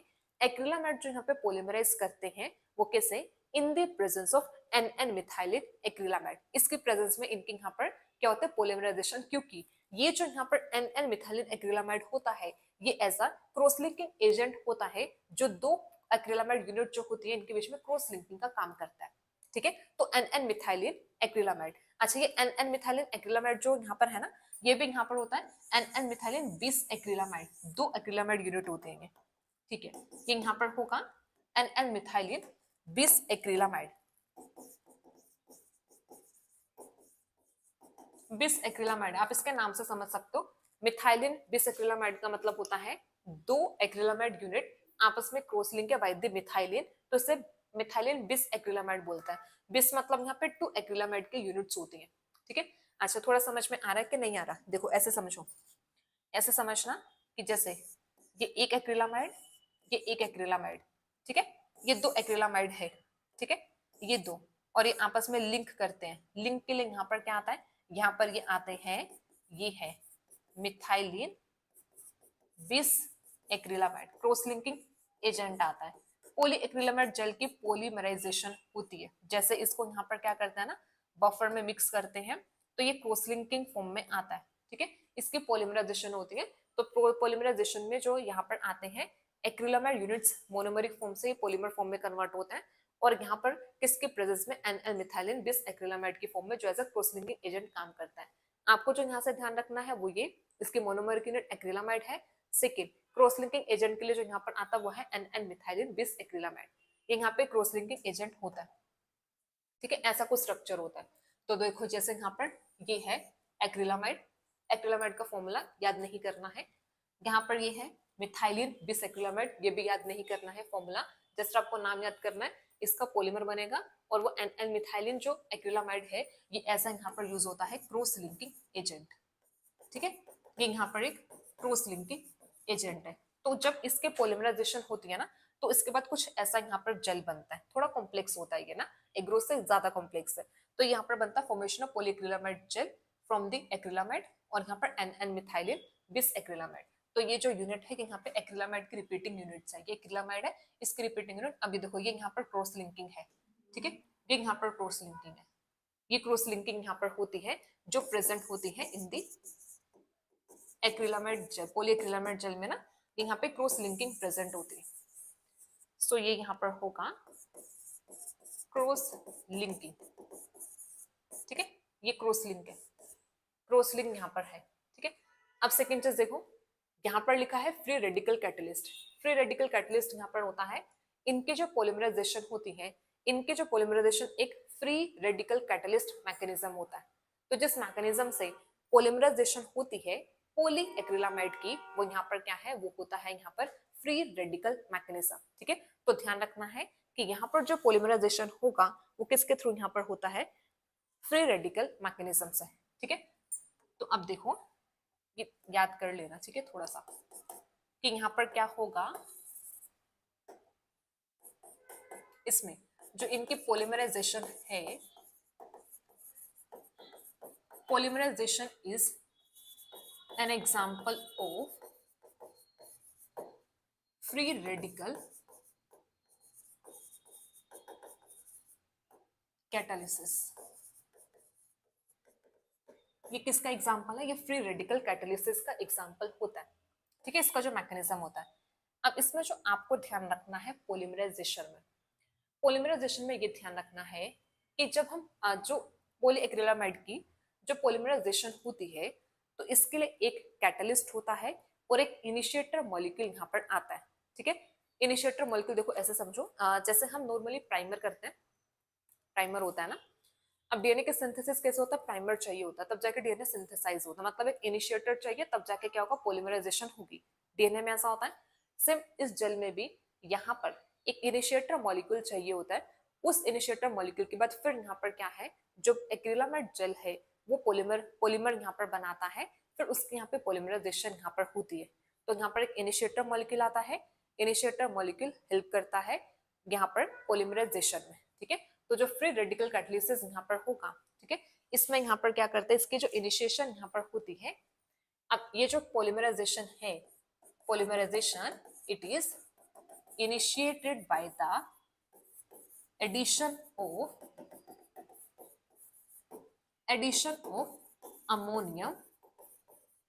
अमोनियम पर sulphate.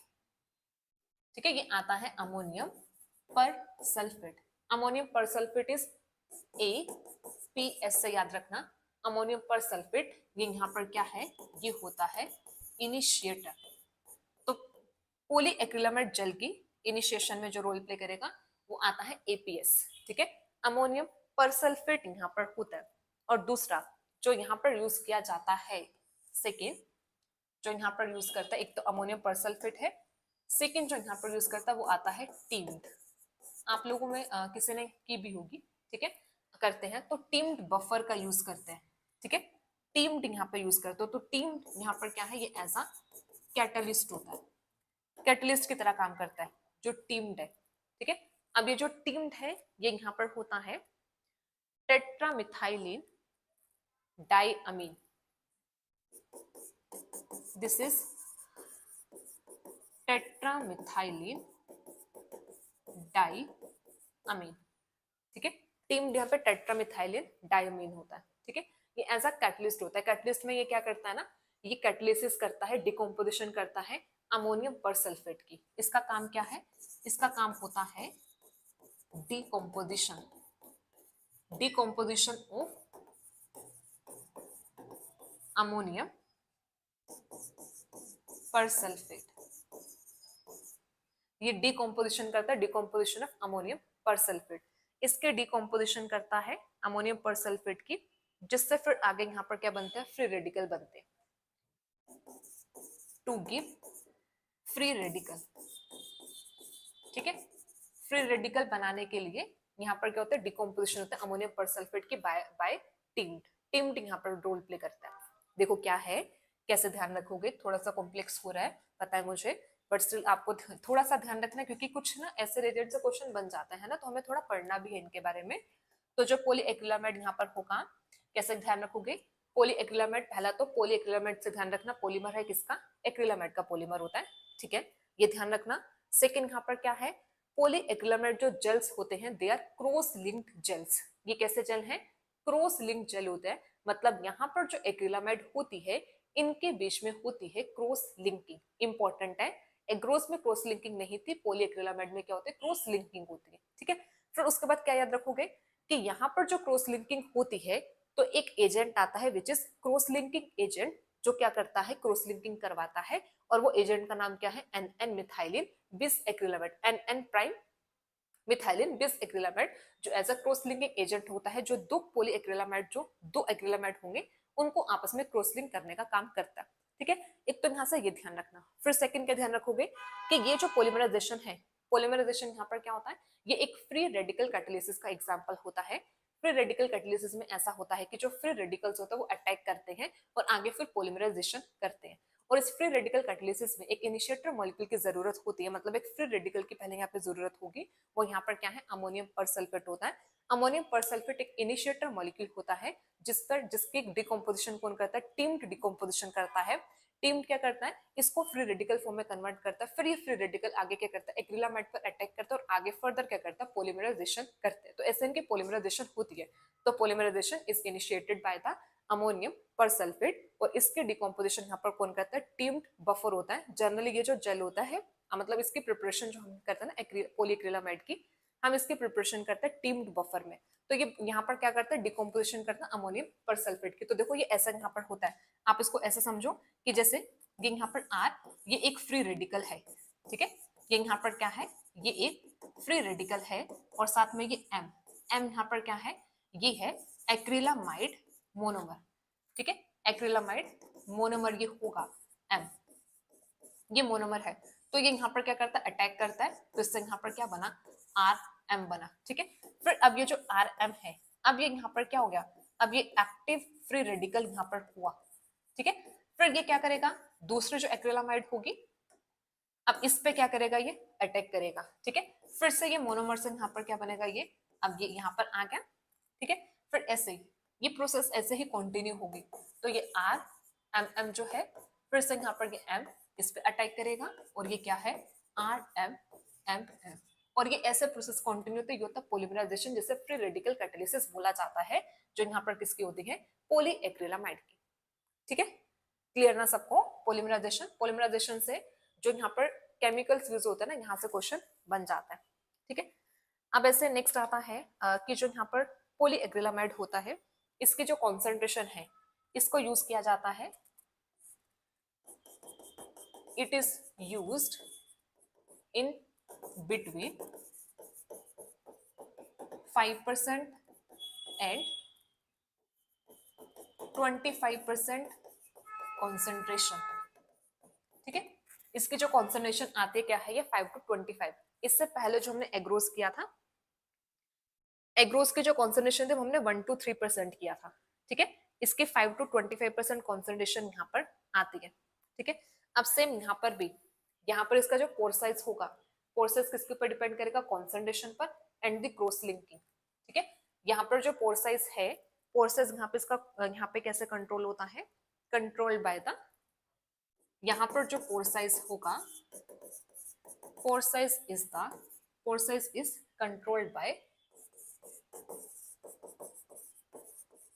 controlled by the polyacrylamide concentration and degree of cross linking, कितना वहां पर क्या है क्रॉस लिंकिंग प्रेजेंट है। तो इन दोनों के ऊपर यहाँ पर क्या है फोर्सेस डिपेंड करेगा। ठीक है, तो फोर्सेस दो फैक्टर पर डिपेंड करता है, एक तो कॉन्सन्ट्रेशन, दूसरा यहाँ पर डिग्री ऑफ क्रॉस लिंकिंग यहाँ पर आ जाता है।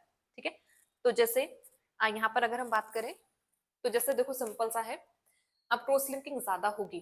ठीक है, अगर हम क्रॉस लिंकिंग का यहाँ पर देखें, अब क्रॉस लिंकिंग अगर ज्यादा है, क्रॉस लिंकिंग और अगर यहाँ पे पोर साइज में अगर हमें रिलेशन देखना हो, क्रॉस लिंकिंग ज्यादा है तो मतलब पोर साइज कम होगा, तो हम क्या बोल सकते हैं कि it is inversely proportional to the pore size. तो जैसे जैसे क्रॉस लिंकिंग बढ़ेगी उतना ज्यादा पोर साइज क्या होता जाएगा, कम होता जाएगा। ठीक है, और जैसे जैसे क्रॉस लिंकिंग कम होगी उतना ज्यादा पोर साइज होगा। तो क्रॉस लिंकिंग इंपॉर्टेंट होता है पोर साइज को डिटरमाइन करने के लिए, क्योंकि जैसे जैसे यहाँ पे क्रॉस लिंकिंग बढ़ती है वैसे वैसे यहाँ पर पोर साइज क्या होगा, कम होगा। ठीक है, तो हम यहाँ पर ये बोलते हैं कि इसमें हमारे पास यहाँ पर क्या आता है कि जो लो परसेंटेज जेल यहाँ पर आते हैं, लो परसेंटेज जेल आर, ये जो जेल है low percentage gel are best for resolving high molecular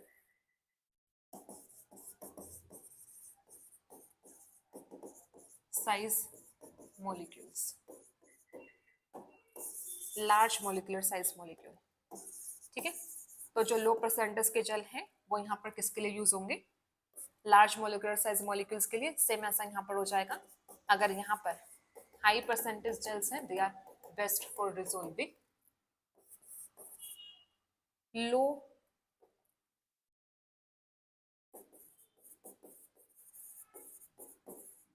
molecular size molecules. आप इसको लार्ज साइज मॉलिक्यूल बोल सकते हो या फिर स्मॉल साइज मॉलिक्यूल। ऐसे यहाँ पर ये हाई मोलिकुलर साइज आ जाएगा और लो मोलिकुलर साइज मॉलिक्यूल। ठीक है, जैसा हमने एग्रोस का किया था वही सेम है, परसेंटेज मैटर करते हैं। अगर लो कॉन्सेंट्रेशन होगा तो फिर वहां पे पोर साइज बड़ा होगा, पोर साइज बड़ा होगा तो वो लार्ज साइज मॉलिक्यूल को सेपरेट करने के लिए यूज होगा। ऐसे अगर यहाँ पे कॉन्सेंट्रेशन कम है तो स्मॉल, कॉन्सेंट्रेशन ज्यादा है तो पोर साइज कम होगा, पोर साइज कम है तो स्मॉल साइज मॉलिक्यूल की सेपरेशन के लिए होगा। ठीक है, तो ये हमारा यहाँ पर आता है पॉलीएक्रिलामाइड जेल। तो हमारा यहाँ पर पॉलीएक्रिलामाइड जेल के बारे में यहाँ पे कंप्लीट है। तो अभी हमने यहाँ पर देखो क्या देखा है, हम यहाँ पर स्टार्ट कर रहे हैं जेल इलेक्ट्रोफोरेसिस। जेल इलेक्ट्रोफोरेसिस में यहाँ पर बताया है कि यहाँ पर एक तो होगा एज और एक यहाँ पर होगा पेज।